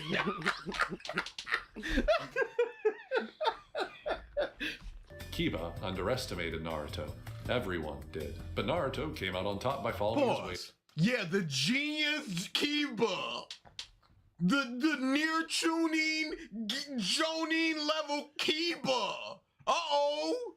He rocks up into the stage and just like, oh, and Kiba? Hey. The dog guy? Kiba almost beat him. If not for a ill-timed fart, Naruto would have lost. And he was severely handicapped in this fight Cause he got the tummy rubs.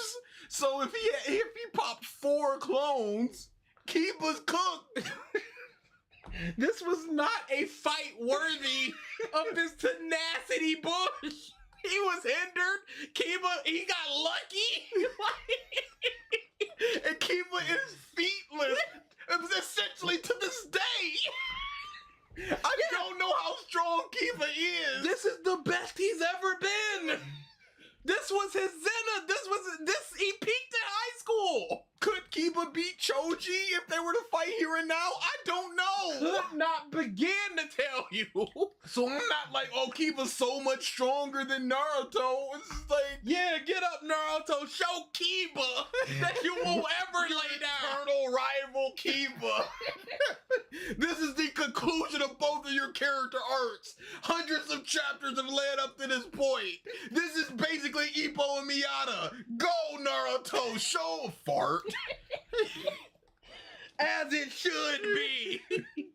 All right, cool. Of the ninja. This is important because he also loses at times following this road too. Once. Oh, yeah, watch this video again. Oh, Lord. Wonder why.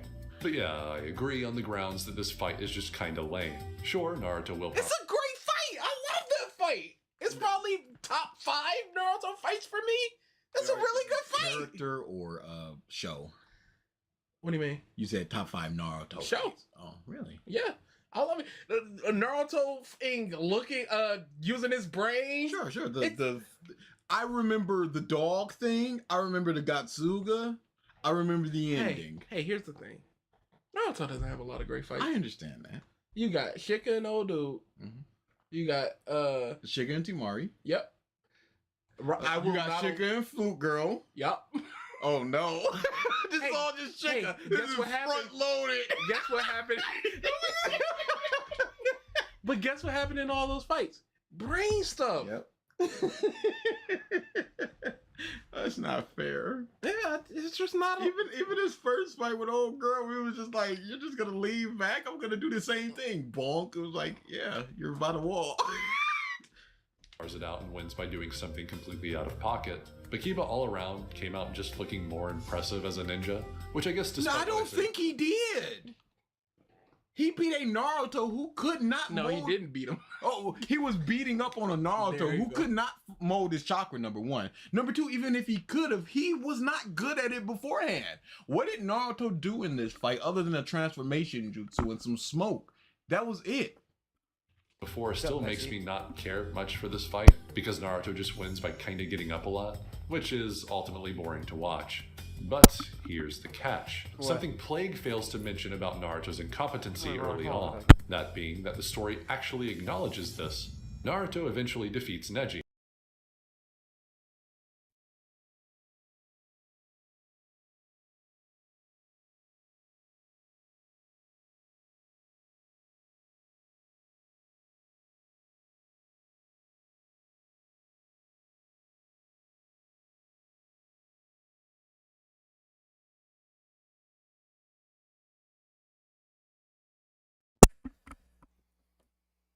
Yet still, just like his Sorry. other monstrously gifted adversaries, is not granted promotion to Chunin. Only Shikamaru, the man who Pause. showed real If he practical was- appro- If he was promoted, what would have changed? In Yeah. the Yeah, story? what would make What does a difference? Chunin get?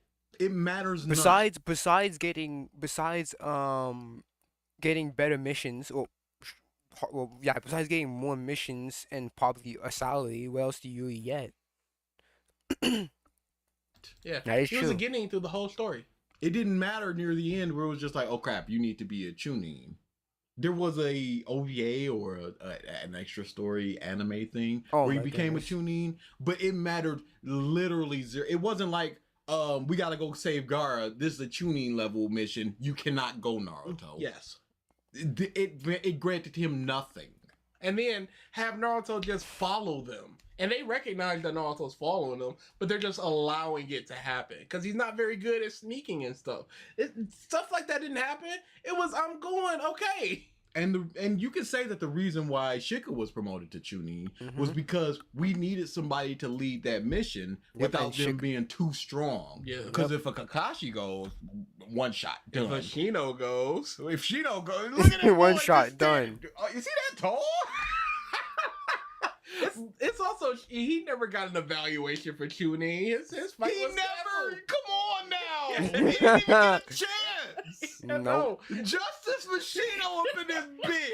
What's going Hashtag on? justice for Shino. He ain't getting a fight. Hashtag bugs out. Shino. Bugs out, Shino. But yeah, the tuning exam. It doesn't matter because, like I said, it wouldn't be as satisfying to just go. We're a 5-man squad led up by this tuning that we've never seen. The proctor of this exam. I think he died by God or something. But just somebody just like, oh, I'm just this dude. No, we needed somebody that we know and can connect to. Mhm. So Chica's there. And other than that, what more was being a tuning that was afforded to Shika? Because by the time Shippuden rolls around, everybody's a tuning. So he headed one mission and then everybody's a tuning. So what And does it then matter? Negi's a Jonin and still just part of that team as opposed to leading his own team. What's going on there? So even being a Jonin granted him nothing. it's not like he was more hard up for money because he wasn't getting the tuning missions, because the missions didn't matter once Shippuden come rolling around because we're all in the Akatsuki stuff. Like money missions, leading. It would have been better if it was just like, you're not even a tuning. How can you lead the village? Because the tuning is just like, okay, you're essentially studying under a Jonin to be like, okay, this is how you would lead. Yeah. In terms of when Jonin's on around, the tuning would be leading a mission. They could Yeah. lead like a D rank mission, an easy one, but just Mhm. get that on the job experience. But Naruto has not had that leadership experience other than just talk no jutsu on people. Yeah, it's basically shadowing the Jonin in order to learn. And yeah, like you said, So, Naruto has led not a single mission from what what we've seen. are Even the- Sakura led a mission. What are the qualifications of being a Hokage, and how did end of series Naruto qualify for that? monstrously gifted adversaries, is not granted promotion to Chunin. Only Shikamaru, the man who showed real practical approaches Pause. to ninja Why wasn't Sasuke promoted? Canceled. Everything. No, it was just like, that is an impenetrable shell, and then he just one-shots it, and then so much so that he just. There are 2 months they could do on this planet. They could do what he did right then and there And with he's the one of 'em. Chidori, and he's one of them, and he just busts it out. Yeah, he had it. Speed. I guess the only thing they couldn't ascertain is the Smarts. Yeah, the decision making. Because it's all just reactive fight stuff and then penetrate and then things in. This is not the best situation to judge decision making and stuff like that. Then why Because did if that was the Shika case, advance? if that was the case, wouldn't Naruto, by digging beneath, shows his ingenuity and No, because he should have gave up a while ago. But he didn't. He just kept going. but it And turned sometimes out you to be have the to- best. Yeah, he won the battle. And what war did he lose because he changed the He's entirety not of the he's league? not a Chunin.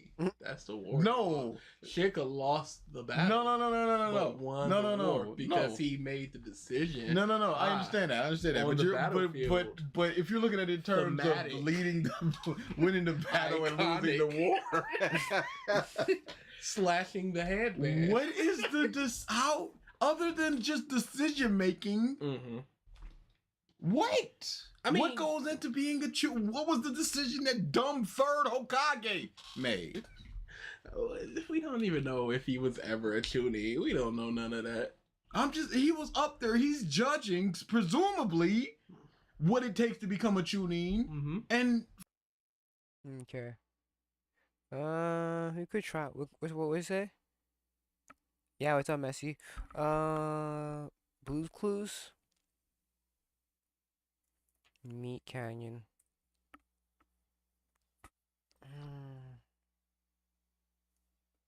Meat Canyon Blues Clues.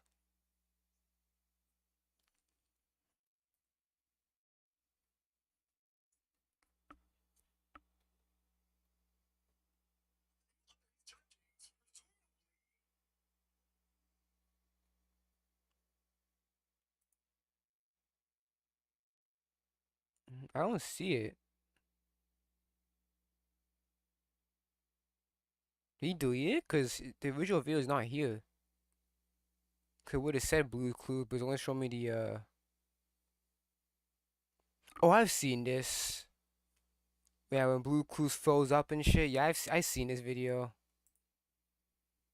I've seen the Meat Canyon video. Do you have the link? Oh, here's the link.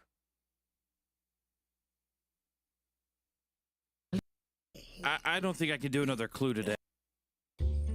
Yeah, I've already watched it, but you can watch it again.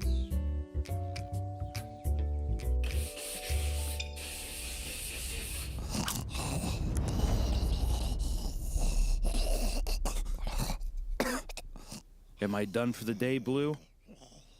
I don't think I could do another clue today. There's always clues, Steve! Isn't that so exciting? Oh my goodness. I need a break.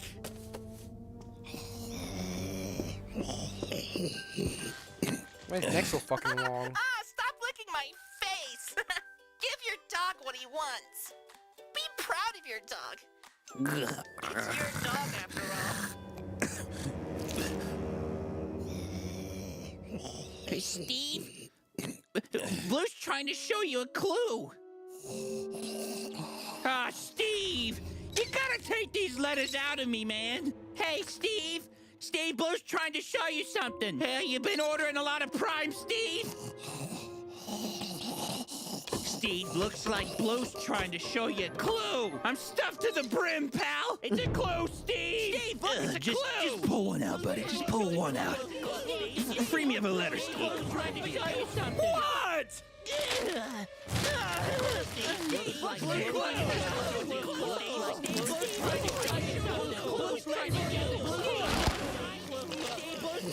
What the fuck?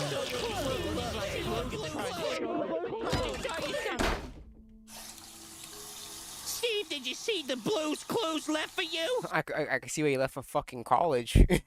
Shit, you think, fuck, I'm not fucking doing this shit, I'm out. How exciting! I don't. Oh, God, I don't. Stinky time, Steve. No, Stinky time!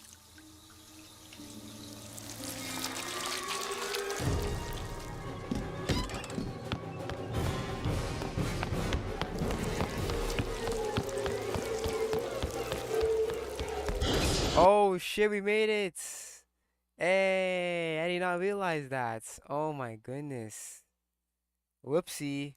We actually have 51 subscribers now. Hold on, let me check my shit. Oh, we did it! Yes, we fucking did it. It took a while, but we fucking did it. Ah, shit, bro. Alright, man. Alright, let's reach 60, bro. There we go. That's a new goal. 60. One step at a time, guys. One step at a time.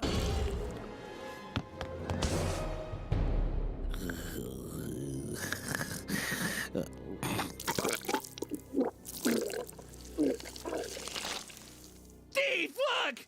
It's more clues, Steve! Steve, look! Steve! Steve, look! It's more clues, Steve! Oh, fuck. The mailman's coming, Steve. Oh, look at all these clues. Clues, Steve. They're clues.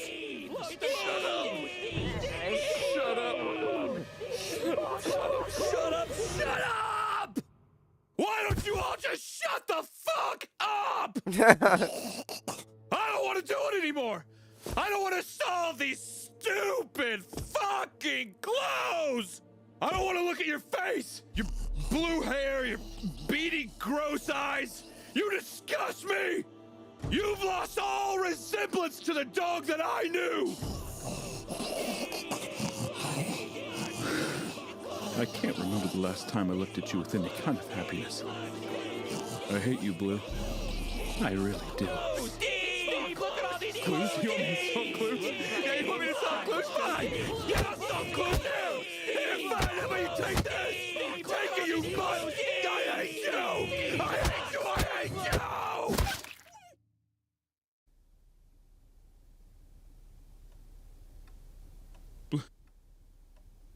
Blue? No, no, Blue, please. No, no, no, no. That man got traumatized in that show, bro. Please, no. Give your dog what he wants. Be proud of your dog. Don't leave me. Trust me, you'll be Please glad you don't did. leave me, Blue. Please don't leave me.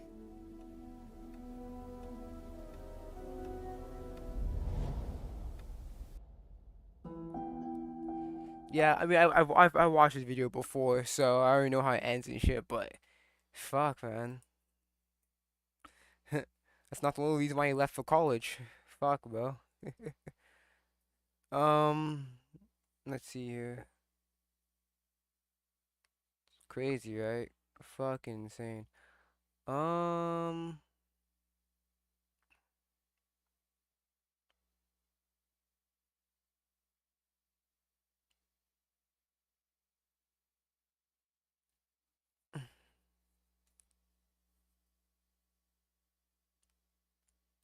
oh yeah, Hiro Babano. I love his fucking his like body type. Bro. It's like so big nigga. Okay, we can do black and silver perspective because he got something about Tim Waltz. What happened at Tim Waltz, bro? But you got Tim Waltz. What happened to you, Tim Waltz? What happened to you, bro? What happened to you, bro? My melon butter? What happened? My fucking my pale skin It butter? is morally indefensible. He didn't care. It was all about him.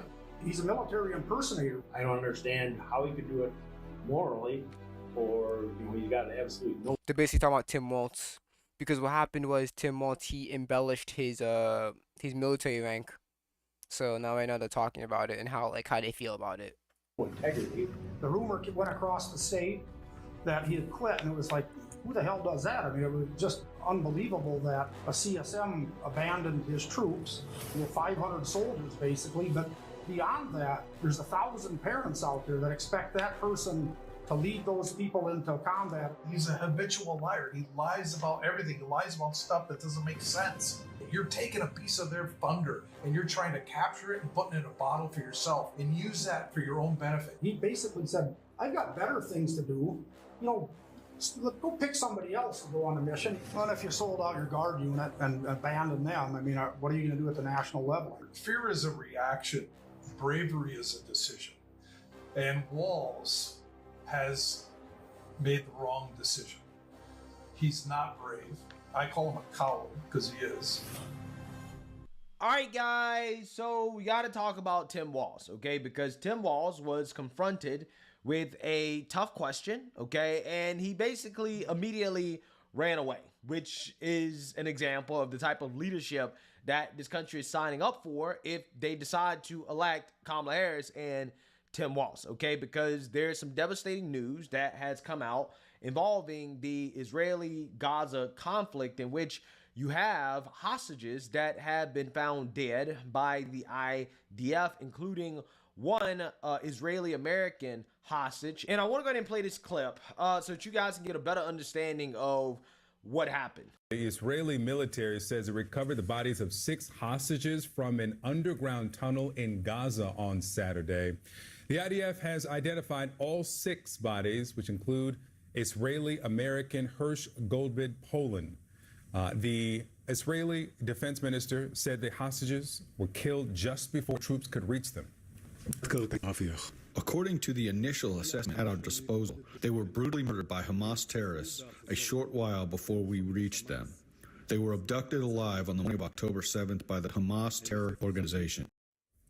Hamas is blaming Israel for the deaths. A Hamas spokesman said the hostages were killed by Israel's bombing of Gaza without giving specifics. Now, a group representing the families of Israeli hostages is calling for Prime Minister Netanyahu to address the nation and, quote, take responsibility for abandoning the hostages. Netanyahu released a statement this morning blaming Hamas for the murders of the hostages and accused them of wanting a ceasefire deal. Yeah, so you seen that, you heard that, okay? Now, President has come out with this, okay, and he's basically blaming Hamas. Although Hamas is saying that no, it was Israel due to Israel bombing the area too much, okay? But saying they were executed before we could find them, okay? And that is what happened. So, according to Joe Biden, the United States is siding with Netanyahu and his version of the story. And Tim Walz, who is running for vice president, is going to be asked about this situation and he's going to run away immediately. Well, hey, everybody. For those not from Minnesota, just to be clear, there's a lot of great state fairs in the country. This is the best one. And I say that having tried pork chops and not invented other ones, but great state fair, great tradition. We have the Milky Way. Agriculture is still king in Minnesota. You see that many of these folks are going to participate in agribusiness over their lifetimes that we need here in Minnesota. So great state fair. Glad to have you all out here enjoying every bit of it, and started the day with pork chop and vanilla shake. So it's great. So thanks, everybody. The question was how much has changed from the last state fair. I don't get 12 days, which I normally get. A little bit more of a disruption, and I'm more concerned, obviously, disruption. But it's exciting. I think people are saying that we're getting to talk about the state fair, talk about agriculture. Managing the state of Minnesota and running for president. Yeah, I got a good team being able to schedule. We appointed 3 great judges last week in Ramsey County, as you saw. Every night we go through all of the decision and winners. Stay updated throughout the day, and out. Most of my time is day out and then back in. Governor, how are you feeling? What's your reaction to the 6 hostages being found dead in Gaza? All right. Thanks, everybody. Wow. Did you just in Gaza? All right. Thanks, everybody. Hostages being found dead in Gaza. All right. Thanks, everybody. Wow. That was blatantly, she said the whole question and she's like, thanks everybody, and left. Okay. Wow.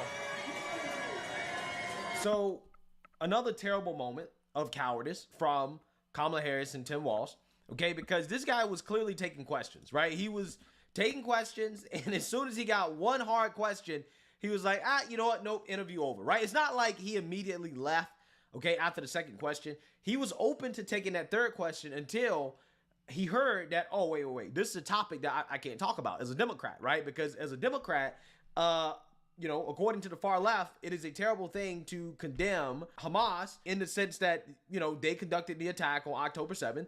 They kidnapped people, right? They took hostages, and now the hostages are dead, okay? Now, to be fair to Tim Walz, it could be one of these situations where he doesn't really know that much about it, okay? It could be a situation where he just, you know, didn't feel comfortable answering the question because he didn't want to speak on a very sensitive subject that could take the Democrat Party, right? But here's the thing, okay? To run away from the question, in my opinion, is not a good move, okay? Considering how you're getting a lot of questions about why is it that they never take tough questions? Why hasn't Kamala Harris or Tim Walz answered any tough questions? Yeah, that probably was the toughest question that they've been asked, okay? And this guy runs away when he could have said, hey, look, I'm not informed on this. I haven't briefed yet. And when I briefed on it, then I will speak on it. However, I can't speak on something when I haven't been fully briefed on the situation, right? He could have said, I don't know that much about it, right? And that probably would have been an acceptable answer and say, hey, I'm going to get back with you. Okay, I'll release a statement on it whenever I learn more about the situation, if he didn't know about it. Now, he could have known about it. He probably knew about it. It's impossible to know.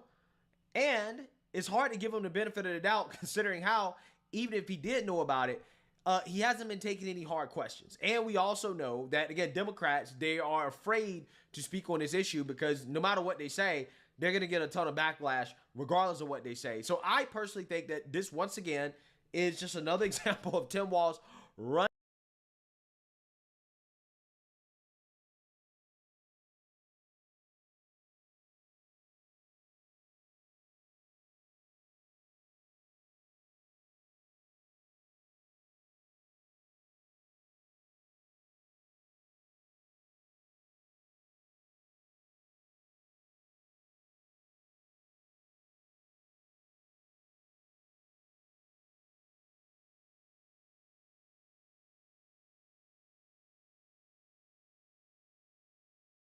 running away. Okay, I mean, the Kamala Harris campaign, including Tim Walz, they seem to be scared to death of questions, right? Now, again, this is my point here. How is it that we can trust somebody like Kamala Harris and Tim Walz to be in the same room as our foreign adversaries when these people are afraid of just regular questions, right? And again, this is a pattern of behavior that is happening over and over and over and over and over again, okay? Because I want to get Tim Walz the benefit of the doubt, but I can't, right? This pattern of behavior of cowardice is something that is extremely disturbing, and American people has to see this for what it is, right? These people are afraid, okay? I've never seen a more scary, scripted, and non-transparent presidential ticket than the Kamala Harris-Tim Walz ticket, right? Is this really what the American people want? This type of weakness, okay? I smell weakness all over these people. Okay? And every single day they show that they are the weakest ticket in history. Kamala Harris and Tim Walz are a reflection of how soft this country has become, right? So soft that questions are scary, right? Scared to death, running away, okay? All you gotta do is say, hey, I didn't know. Again, easy answer. I'll get back with you with an answer, okay? Once I get briefed on the situation, I'm gonna let you know. I'm gonna speak out on this, right? Because at the very least, you know, you can condemn the fact that this hostage situation happened in the first place. Hey, well, I condemn the fact that this happened. I want to learn more about it, and then I'll speak on it more later. But they can't even do that, right? They can't even do that because they're afraid that they're going to get backlash from the far left, okay? This is what's happening, right? They're afraid of their own base, okay? So afraid that they can't even say something as basic as just say, hey, you know, I send my condolences to those who lost their lives, and clearly this is a terrible situation. This hostage situation, what Hamas did must be condemned, okay? And we'll go from there. Again, he could have said all types of stuff, right? But again, these guys, you know, they can't do anything off a script. Can't do anything off of a script. Is this what we want? A scripted presidency? And the crazy part is that was the whole point of overthrowing Joe Biden, right? The whole point of overthrowing Joe Biden is that you could get somebody at the top of the ticket, okay, that can actually speak on these issues, that can take these tough questions, and that can be presidential, right? That's not clearly mentally deteriorating, right? Because that's Biden's problem. That is Biden's problem. But apparently not. Apparently they replaced Biden with somebody just like him, but younger, okay? In the sense that Kamala and Tim Walz, they're just as useless. They're not making up for Biden's deficiencies because they're just as deficient as Joe Biden is, okay? We didn't get answers from Joe Biden. We're not getting answers from them. This is just the standard Democrat Party playbook, okay? We're not going to tell you about anything unless we got a script in front of us telling us what to say, right? Other than that, we're not going to do it. Not going to do it. Wow. So yeah, this is just another example of the weakness coming from Kamala Harris and Tim Walz. And the worst part about this is that these people are supposed to be an example of leadership in this country, what young people are supposed to look up to as a model to follow in regards to leadership and how to deal with adversity. Right? But what they're showing us is that it's okay to run away from adversity, right? If you're uncomfortable with anything, including a question, just run away. Just run away from it, right? Not a good example for the American people. And again, I just think that this is a part of a disturbing pattern of behavior where they're setting an example that is terrible for this country. So let me know what you guys think. Make sure you like, comment, and subscribe. Most importantly, share a Black conservative perspective. Peace.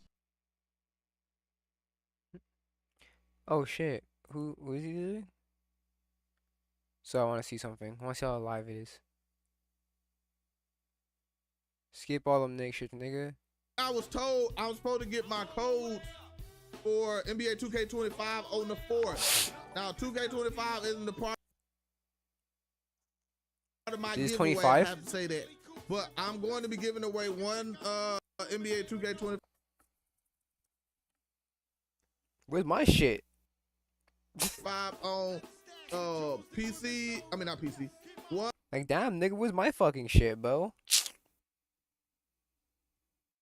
Man, where's my fucking subscript? Where's my fucking code, bro? And we're gonna do it. I gotta figure it out again. I had it before. I gotta make sure I got my stuff set up so y'all can go in there and do all what y'all gotta do. What can you're opposed to show? I can't show you right now. I gotta go all the way back. Let's finish the build up first, and then I can tell you. Is it what? It's like something like LeBron James? No, it's not LeBron James build. It would have been heavier. He would have been heavier build. Okay, so you got a little strength. Like I say, I was rushing, man. Don't judge this build like that, y'all. I was rushing. I only had a few minutes left, so I was literally rushing. Evan was in there. If you watch one of my gameplay videos, Evan came back up in there. Hey guys, we gotta get up out of here. I was like, damn, Evan, you done messed up my whole voice. So, loud ass coming over there. Everybody got him. Oh, it's a Jason Tatum build. But now I'm just Yeah, but just here. Oh well, it's a similarity build. I was about to say, Jay's team can't block like that, bro. get what I can get, you know. But this builder is I'm excited. I'm still trying to figure out mentally how I'm gonna do my 610, but I was trying to see if I could finesse together. His build is kind of His build is kind of restrictive. It's always been restrictive. I remember back in the other 2Ks, like 2K16, 17, you can make fucking demigods and shit. Now they're trying to make it much restrictive as possible. Therefore, there's no such thing as demigods to happen. I didn't go on nothing under 75. Everything that I did was 75, but most of my builds had somewhere between the 82 and the 87. Because you're able, for some reason, you're able. The $150 version is digital only. 2K think they slick, of course. So I went 87. Matter of fact, let me see if I can. Oh, this is exclusive, so I doubt it'll be the builder for the fucking PS4 version. Matter of fact, they haven't never talked about the PS4 version at all. We haven't seen anything about the PS4 version, so can you imagine imagine we don't get anything for the PS4 versions and the Xbox One version, just nothing. 3 something. Appreciate the subscription. Playing game. Appreciate the subscription. I'm not subscribing. I'm not getting any attention. Anyway, but I think y'all gonna be good when I show y'all this 6-7. Even though I actually liked it a little more and I seen where it was room. See, now I went to 86. Hold on, let me go back. I went to 86 on the damn, that should go by fast. To get that ankle assassin, I got that. Well, I already had silver, but I think I got gold strong handle. Strong handle actually looked pretty solid. I seen somebody do. It fucking sucks. You have to fucking suck 2K's dick to get a fucking builder. I seen DevCon at community today so many times. Wait, don't you get the game earlier when you pre-order it? I had no clue. He was so quiet. Cause I forgot that the game coming out. The game's literally coming out this week. I completely forgot about it. But I have no money to get the game. On that strong handle. So I'm gonna stick to 2K. I'm gonna stick to my 24 for now. Oh man, when you go into the rim, like you literally, like he made sure he put it high and it on legend, and he was just knocking niggas out the way, just going to the basket, just running through like really like Giannis, LeBron type. You know, going to the basket. So well, whatever. I'm not really.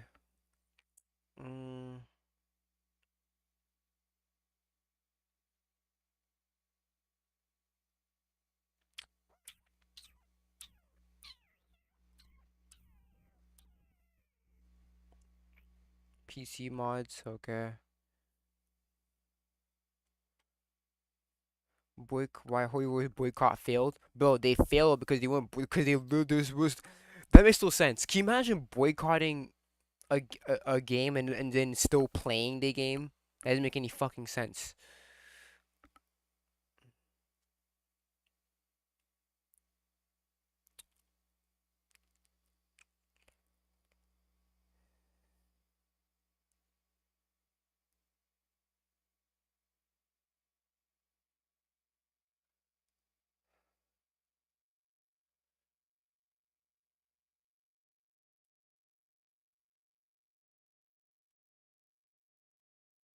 Shima set kitchen on fire. Oh god.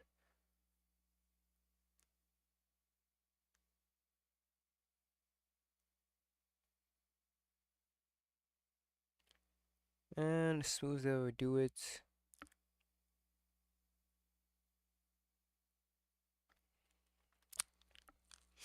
How long Chris would I already watched that video.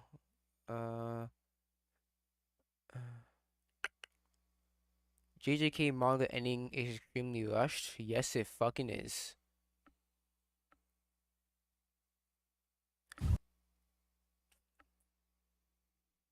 The amount of people that fucking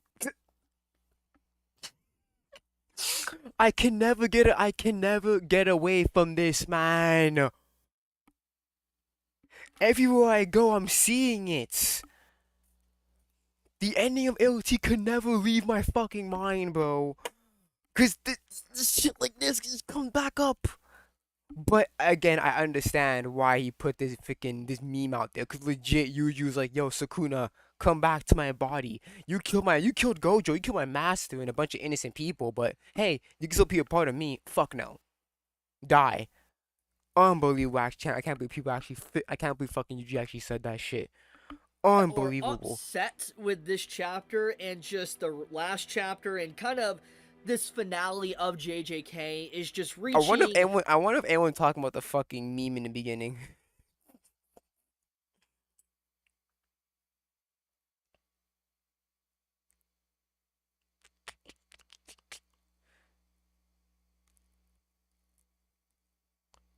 Hakai, you're a man.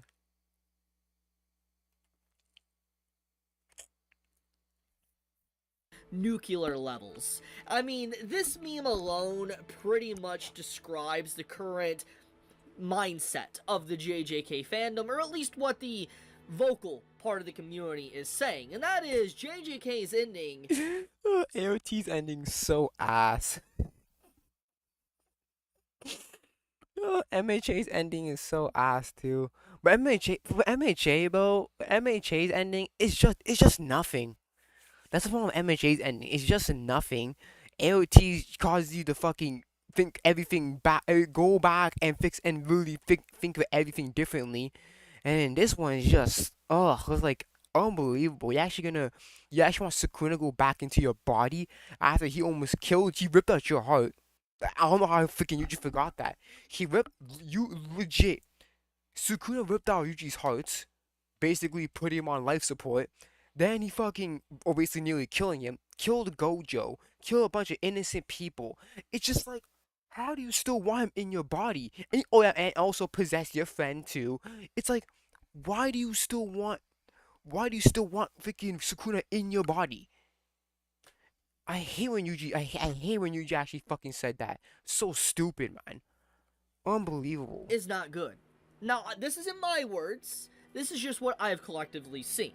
A lot of people legitimately have not been liking these latest chapters of JJK, and having people just straight up, trying to compare the ending of JJK to Attack on Titan, basically saying it's a really bad ending, or people saying that it has a, worse ending than anything they've ever seen in Shonen. Okay, that's exact. Obviously, that's exaggeratory.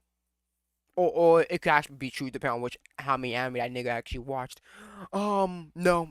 I still think from what I've seen, I would say AOT's ending is the worst ending of any show I ever seen. I could say I would say Game of Thrones is up. Game of Thrones is up there for sure. It's like Game of Thrones and AOT are like hand in hand, except AOT's a bit higher than Game of Thrones. But nah, fucking. Oh my goodness, bro. JJK shit was what the fuck. Nah, but it was the ultimate Yokai battle was basically 90% off screen. Then Yuji wanting Sukuna to go back into his body. I'm just like, why would you want the guy who almost killed you, No, it makes, I don't know, man. It's brought a lot of debate and discussion to why can't shonen manga in general have a good ending. And honestly, that is quite a debate, quite a discussion to have, because to be fair... That's fucking fairy tale, the original fairy tale. Fairy tale is fucking bullshit. Fucking Makarov uses fairy heart. Makes his whole speech, I'm about to die, come back alive. What's the point fucking speech then? It's so annoying, man. Yeah, Naruto's ending was it was average. Hunter was an ending. Death Note's ending was actually pretty, I don't know.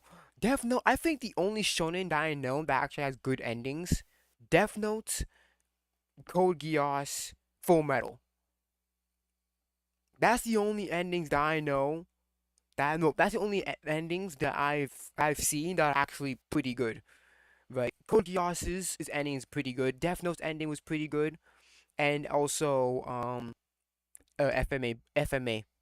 Those endings were pretty good. The rest of them are like average at best. Naruto's ending, average. Okay. Bleach's, Fairy Tail ass. Again, yeah, I don't know, man. Oh god. There is some good endings to some shonen, Weekly Shonen Jump series. I mean, Full Metal Alchemist Brotherhood is a Yes. very good example. I would say Dragon Ball is a pretty good example. I don't remember Dragon Ball's ending at all. Oh wait, when Goku went to fucking train of Oob. Oh, that's not. I would say that's average. That's an average ending, and then somehow Super is supposed to take place before the end of the season. I do somehow now Toyotawa is making some bullshit on how the end of Z is still canon to the end of Super. I don't fucking know. Good luck with that shit, Toyotawa. I don't fucking know. Good luck with that shit. Hell, even JoJo, multiple endings at that for multiple. JoJo's was good. Okay, yeah, JoJo's was good too. I've only seen 3, so I would say yeah, part 1 and part 2 were pretty good too. How they ended. So yeah, it's rare to see a shonen end well. Right. Parts really, really good conclusions. So I mean, it can be done, but endings are incredibly difficult. Probably one of the hardest things to do. And so with this chapter out, obviously there's a lot of people that are legitimately I wouldn't necessarily say it's one of the most difficult things to do because again, you can't satisfy everyone. But I would say it's I always more on the easier side because you have everything already, put into place. You need to just put a little bow on top and just finish it off. But yeah, every plot line, all the major questions, all that shit, you have it already ready, all packaged up. All you gotta do is just send it off. I don't know. I think endings are probably one of the easier things to do because you have everything already. You have all the setup you need and shit like that. All you gotta do is just finish it off. So I would say endings are more on the easier side rather than whatever how difficult. I think endings are one of the more easier things to do. Set with the direction JJK has now went in just this chapter alone. And let's Look at just him. let's dive Look at Suna. Fucking, he looks like a match. Look at the nigga. Looks like fucking like Play-Doh. It's like Play-Doh, and then you add like the Mr. Potato Head accessories to the fucking Play-Doh. Here you go. So first off, let's just look at this conclusion. This is the end of Suka. Like this is the last. I thought you said this is the end of the series. I'm like, no, it's the end of Sukuna. Sukuna will be alive within the story of JJK. The reason why we know this is because Nagi himself, at the beginning of this chapter, confirms Sukuna when he's talking to his head. He's like, you're scared, Sukuna. You're scared of dying. Because you realize that once these 19 fingers gone, that one finger that remains will not be strong enough to pull your soul to it, so you're going to basically die. Pretty much just straight up saying that this is really the end of Sukuna. And so Sukuna goes out like a giant blob or a pile of poo. That's literally what he goes as. And I'm going to tell you my thoughts in a second on how I feel about all this, but I'm talking about the community thoughts of it first. So basically, the community doesn't like this conclusion of Sukuna, of what he turns into. People think this is your goat, this is your peak villain, etc. And, doing cross comparisons with a bunch of different No, I don't care that he turned into a pile of mush. I hate what Yuji said afterwards. When he said, come back to me, please. Well, not please, but basically giving a Sukuna a way out. That's what pissed me off. It was not when Sukuna turned into a fucking blob. No. That's not what pissed me off. What pissed me off was what you said to him. That's what pissed me off. etc. because of how Sukuna currently looks. And I don't to care. be fair, most villains, when they're going down within Shonen especially, they do look pretty pathetic. They do. But I will say, Sukuna's... I wouldn't say Lelouch went down pathetically. I think he went out pretty well. Light, I can agree. Yeah, Light, no,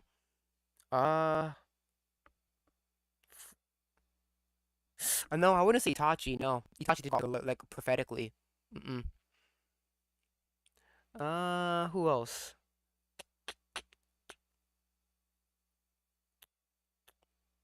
Yeah, I would say not Itachi, not this is it.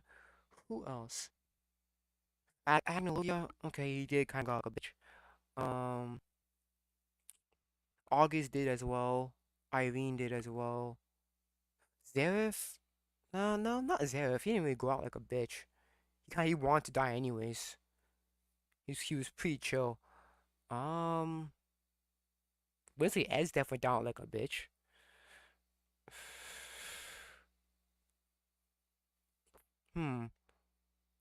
Lights? Yeah, I would say Light. Especially in the manga. In the manga, he really did. And the anime was it was less so, but in the manga he did for sure. So again, I have to use shonen villains.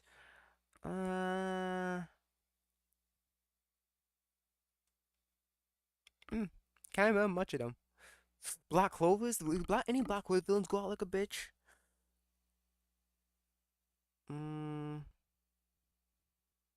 not really. None of them really went out like a bitch. Yeah, sure, they're like shocked and shit, but they didn't really act like a little bitch. They're begging for forgiveness or some shit. Looking like this. Hmm. But I know what people are talking about. Oh, it's villains went out all pathetic. You know, being taken down. I don't think Toguro went out like a bitch in Yu Yu Hakusho. It's been a while since I watched it, but I'm watching it. I don't think he went out like a little bitch. Like this, it What is you very talking about? reminiscent of Envy from Full Metal Alchemist. And take that as I will say, there is definitely some similarities. Yeah, that's some people. Yeah, I forgot about that. Yeah, people. That's why people meme it. It's like, hey, he did the, he's doing the envy shit. Yeah, I heard about that before. With just how prideful Sukuna had been for pretty much the entire story, and seeing him go down like this is pretty. Yes, because this is the same dude who clapped Gojo. Basically the strongest sorcerer. He's not Gojo, and in fact he's going out like this. People will be mad, right? They don't want the person that killed Gojo to be ending off like this. People are mad about that. Again, I don't care that he looks like I don't care he looks like this. I don't care he looks like a fucking piece of shit. Literally a piece of shit. I don't care he looks like it's what he usually says to him after. That's what pissed me off. The fact that he managed to soon go back into his body. That's what pissed me off. It wasn't that he turned this freaking blob shit. I don't care. That's not what pissed me off. Hilarious, honestly, to me personally. Just seeing how someone so strongest sorcerer in history, literally ends up basically a pile of slime and just disintegrates. He dies. It's just like, wow. How All For One turned into a fucking baby and just disintegrated. That's another comparison people also make as well, is the All For One villain. Oh, not sorry, All For One, how he went out. Man, aggression took a whole baby and shit and then freaking died.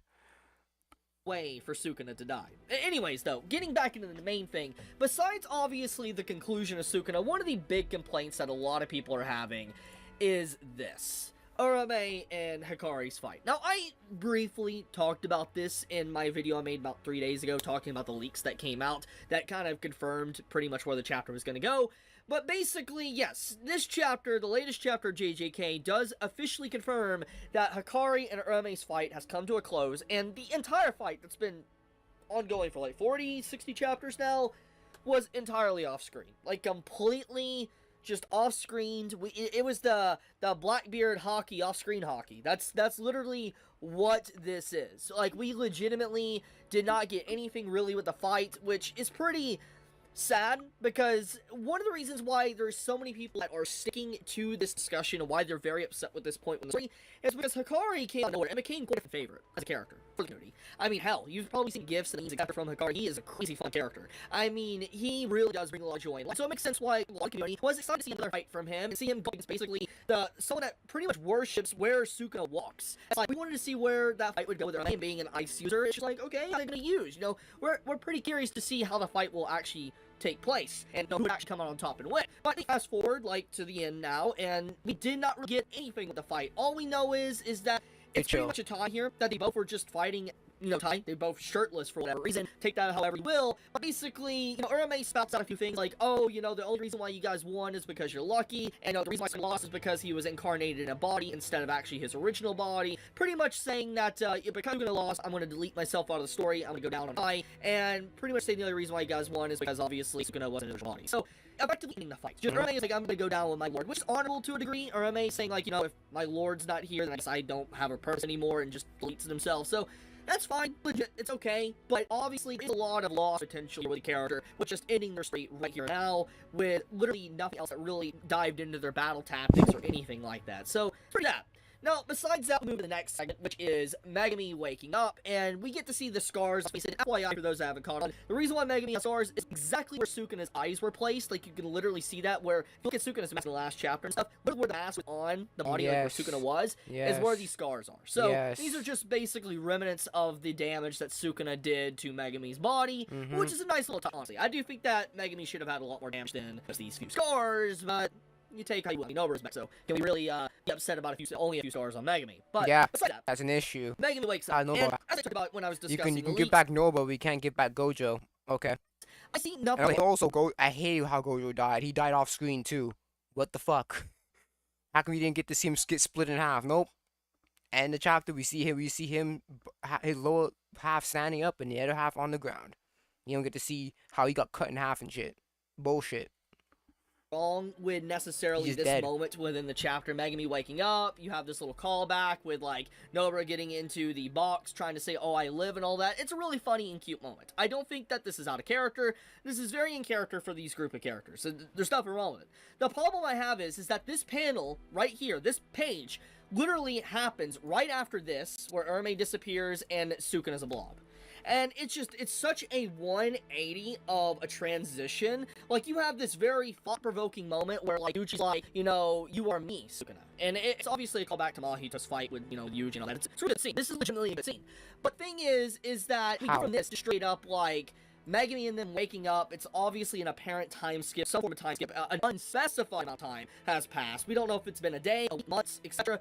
We don't really know. But all we know is that there was a time skip, and everything's a-okay, and it's just like, like, it's a very weird transition going from, like, this brutal fight, just instantly Megami's waking up, and everything's a-okay. Now, I've seen some fan theories, people saying that everything going on right now is inside of Megami's head, and this is all fake, etc. Hey, Cannon. Honestly, I'd be amazed if that was indeed the case, but I don't think it's the case. And at the end of the day, this is a shonen, and shonen usually have to have a happy ending. That's just the truth. I mean, think about it. Most shonen do have either a happy ending or leaning towards almost a happy ending. And I don't think in this case... Oh, I was about to say... But, yeah, that is true. That is relatively true. It is typically optimistic. Typically, most shonen endings have an optimistic ending. You know, that's what... Well, from what I've seen, anyway, I'm pretty sure Evangelion didn't really end like that. But again, from most shonen that I've seen, they typically end optimistically. So yeah, I kind of get it. Probably Shonen Jump wants Gegi to do. I could be wrong there, but regardless, I do think that this part of the chapter should be next chapter. I'm just gonna be honest. I'm 100% gonna be honest here. I think the content that was second half of the chapter should have been next chapter, but we gotta remember there is only 3 chapters left. I mean, when the next chapter comes out, what the fuck's gonna happen? Those 3 chapters that need to put this in the same. But you put this in and in the same chapter. What's gonna happen in the next 3 chapters? There's gonna be a week or JJ. The week after, when that chapter comes out, you know, there's only gonna be 2 chapters left. And as I discussed, most likely, judging by where the chapter concludes, it concludes with him trying to figure out what's going on with Yuta. It's probably going to deal with whatever's going on with Yuta, you know, in the next chapter, and then whatever happens there will determine what happens in the chapter afterward, aka, like, you know, if he dies or not at a funeral, there'll probably be some funerals or something, Gojo funeral, who really knows, but I feel like the chapter after next chapter is going to be something to do with, like, maybe letting arrest people or whatever, and then the final chapter, as we know, is probably going to be an epilogue, and it's probably going to either A, set up a continuation of some kind, which I don't think is going to be the case, or it's going to be, you know, kind of a nod to the first chapter of JK, where Yuji's grandma passed away. One is potentially happen. But, dramatic. Yeah, well, I think that taking a hard look at, you know, the content of, you know, these chapters, it feels very, honestly, the best word is rushed. It feels rushed. It feels very, very rushed. Like My Hero. The My Hero ending feels so damn rushed. The problem is with My Hero is that we don't really get to see so much of the other characters, man. Like, how are they doing, man? Oh, we established, this racism thing. Okay. Shoji, how the fuck, how did you do it? Like, that's the problem.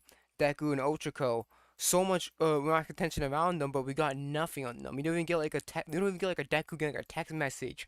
Maybe like, oh, what time wanna do this? What time for the date? Some shit like that. It's just something.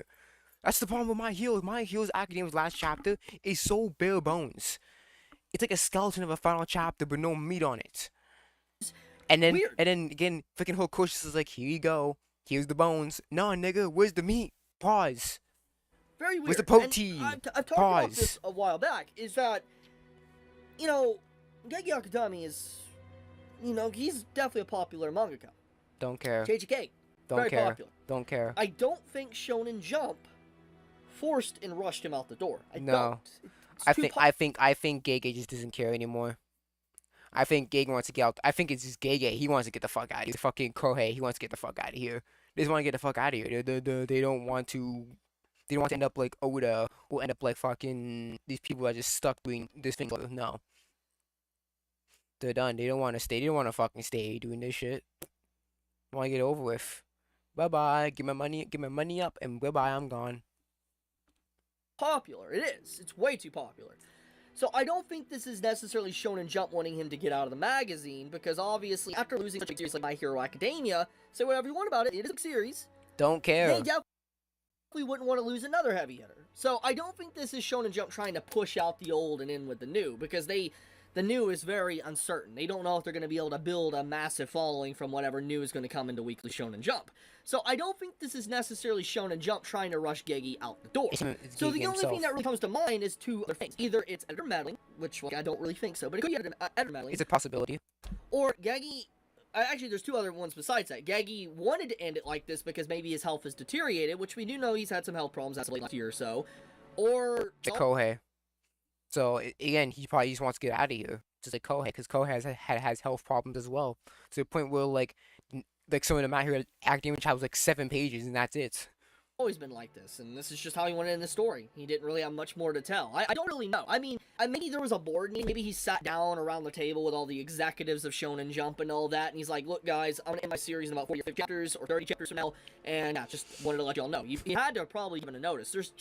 There's no way Yakuza didn't give some form of warning to the magazine that the series was going to be ending in a specified amount of time. And so I wonder, upon this announcement, maybe internally, and this is just a theory. This is not confirmation. This isn't proof. Just me discussing it as a theory. I wonder if, like, behind the scenes when he did this announcement, he got so preoccupied with drawing Sukuna and glazing Sukuna and showcasing all the characters fighting Sukuna that he lost track of time to some degree. And then he's like, oh crap, there's only like 6 chapters left. Hey guys, 5 chapters left. I gotta conclude this fight. And it feels like Sukuna's... What? So like what? So you're saying that he was contracted to have a certain amount of chapters to release, and that's it? I don't think so. Doesn't make any sense. Why put a restriction on how many chapters you can only have if his shit sells so well? Why not let him take his time? That doesn't make any sense. Fight honestly ends very abruptly. I say the most likely theory is that Gege was just tired. He just wants to get at it. He just wants to get out the fucking. He wants to have a big break. He's done. So that doesn't make any sense. Hey, your shit's doing so popular. You're going to do 10 chapters left. Keep going. What? That makes no fucking sense. It's obviously that he's just tired. Gege's just tired. Simple as that. I mean, once again, the man needed to go down. That's no problem. I talked about that in the last chapter review. But it does feel like Sukuna just got defeated, not because he was defeated by the characters, but he got defeated because the deadline defeated him. That's what it feels like. It feels like literally it's the Shonen Jump deadline that defeated Sukuna and nothing else. And I think that is legitimately unfortunate because it kind of feels a little bit unsatisfying. And it reminds me a lot of how people felt with Madara Uchiha when he was defeated in the original Naruto manga. Yeah. It feels very similar. Now, obviously, there's differences, but I do feel like there was a lot of fans that were definitely cheated. I know people were getting tired of the Sukuna glazing and all that, but even then, he definitely deserves some form of conclusion. And I feel like his conclusion, I mean, yes, I talk about, this chapter, I like this conclusion here, but just, it feels very abrupt and just so sudden. It felt like we are missing some in between chapters here, maybe like 1 or 2 chapters that could have given more detail to this, but obviously we're not going to get that. Which gets into the next thing. A flashback. I know people have said Sukuna doesn't need a tearjerker backstory, that's fine. Don't care. But there is a lot of lost potential to really dive into just truly how menacing Sukuna was, and we would have got a backstory. And the reason why I think this would have been important is that Herme themselves literally talk about that. The reason why Sukuna lost is because of his incarnation and nothing else. So it's like, it would have been nice to have a comparison of actually how Sukuna was in history to where he's at right now. And then be like, yeah, I know, that makes a great point. Like, yeah, it makes a great point why the man was brought down, because it's not that he lost because he's weak, he lost because just the body couldn't keep up. And I think that would have been a nice comparison if we would have had some form of backstory to Sukuna. Like I said, we did get that. So, legitimately, all around, it's a very unsatisfying stuff here and there could have been if Gege was given maybe 2 or 3 chapters to really dedicate to some of this stuff, but once again, we're not going to get that. So it leads into this very lukewarm conclusion of JJK that a lot of people are having problems with. I wouldn't necessarily say that this is the worst ending I've ever seen. No, it's not. It's not. I've seen worse, personally. It's not the worst ending ever. I've seen worse. But and this is not a good ending. Well, the good end of Sukuna, at all. I want to say the end. This is not the worst. This is not the worst ending I've seen, but I've seen worse endings for sure. But this is a bad one. This is a bad one. Well, turning out to be a bad one. But I do see why people are upset, especially when it's just been so heavily discussed and dived into and dissected for years at point. And like this, it's understandable why it's very underwhelming for a lot of people. Yeah, especially people are mad because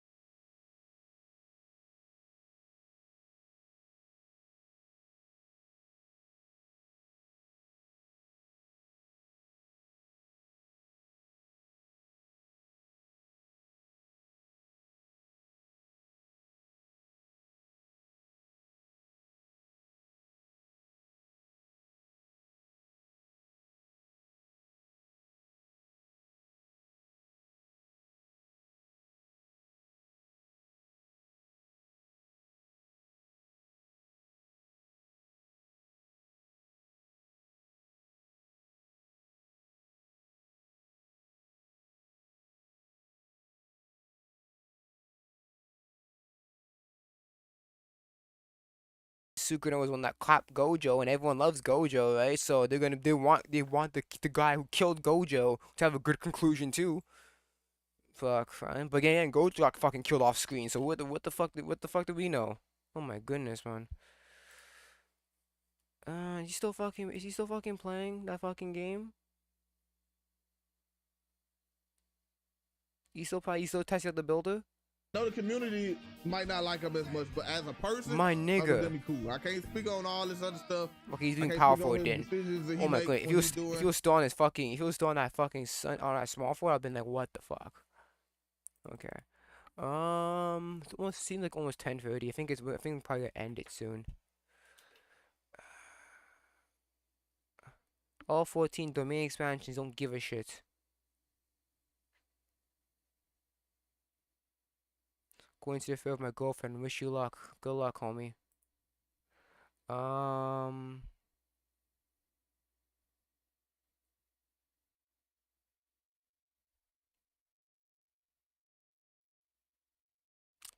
like the way you kiss me.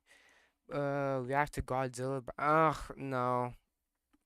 I don't really care about Godzilla like that, homie. Plus, like fucking over half an hour long, homie. Nah.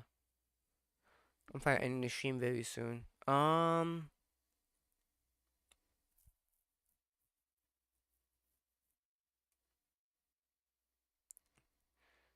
one ever carried the team like LeBron James. Yeah, he had to fucking carry them trash ass teams, bro.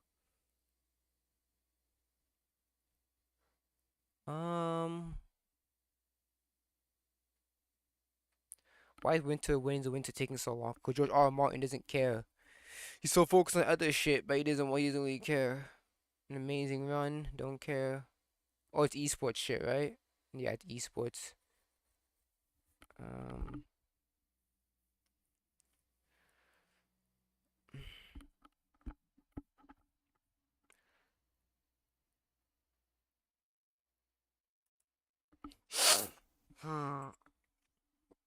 I have no clue I want to react to now. I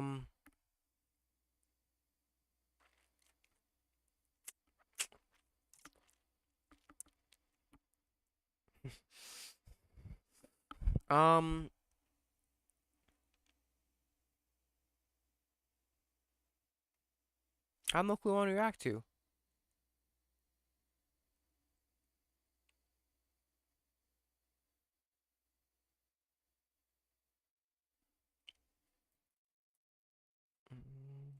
I don't think Sean has anything new.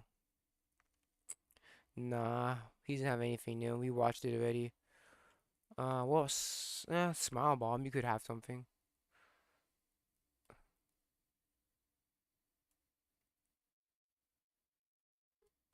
Name that anime will get shocked.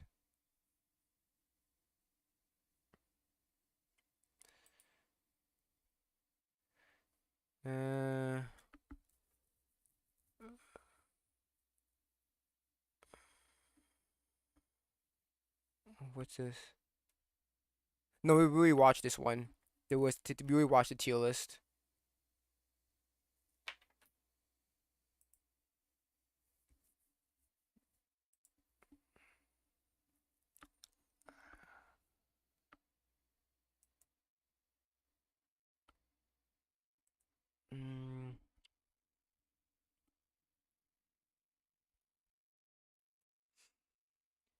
Do you have anything new, web novel? Any new fucking videos?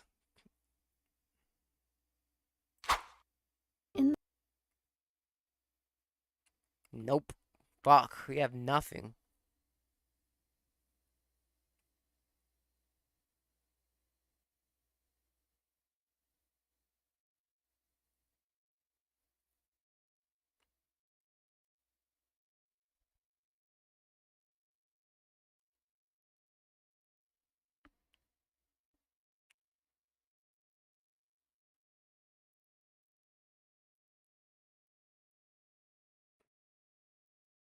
Supreme Magus? Yo, this man.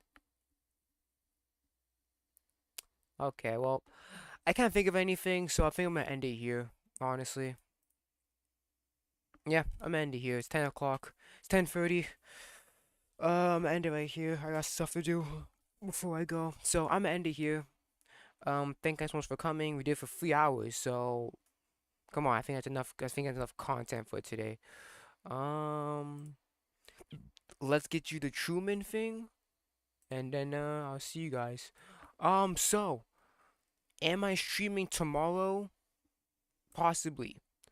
I think I have a video in. I have a video. I have a video in mind, but they are chunky boys. They are very chunky. So yeah, I don't know I'm gonna do that, but I guess we'll see. So again, I'm gonna end it here. Thank you guys so much for coming. New followers, new subscribers, welcome to the abyss. You know, welcome to where we at. We're 51 strong. Let's hit 60. That's a new goal. Yeah, that's it. I think we'll end it here. Good way to start September. I'm gonna leave off with the Truman Show. So before we go,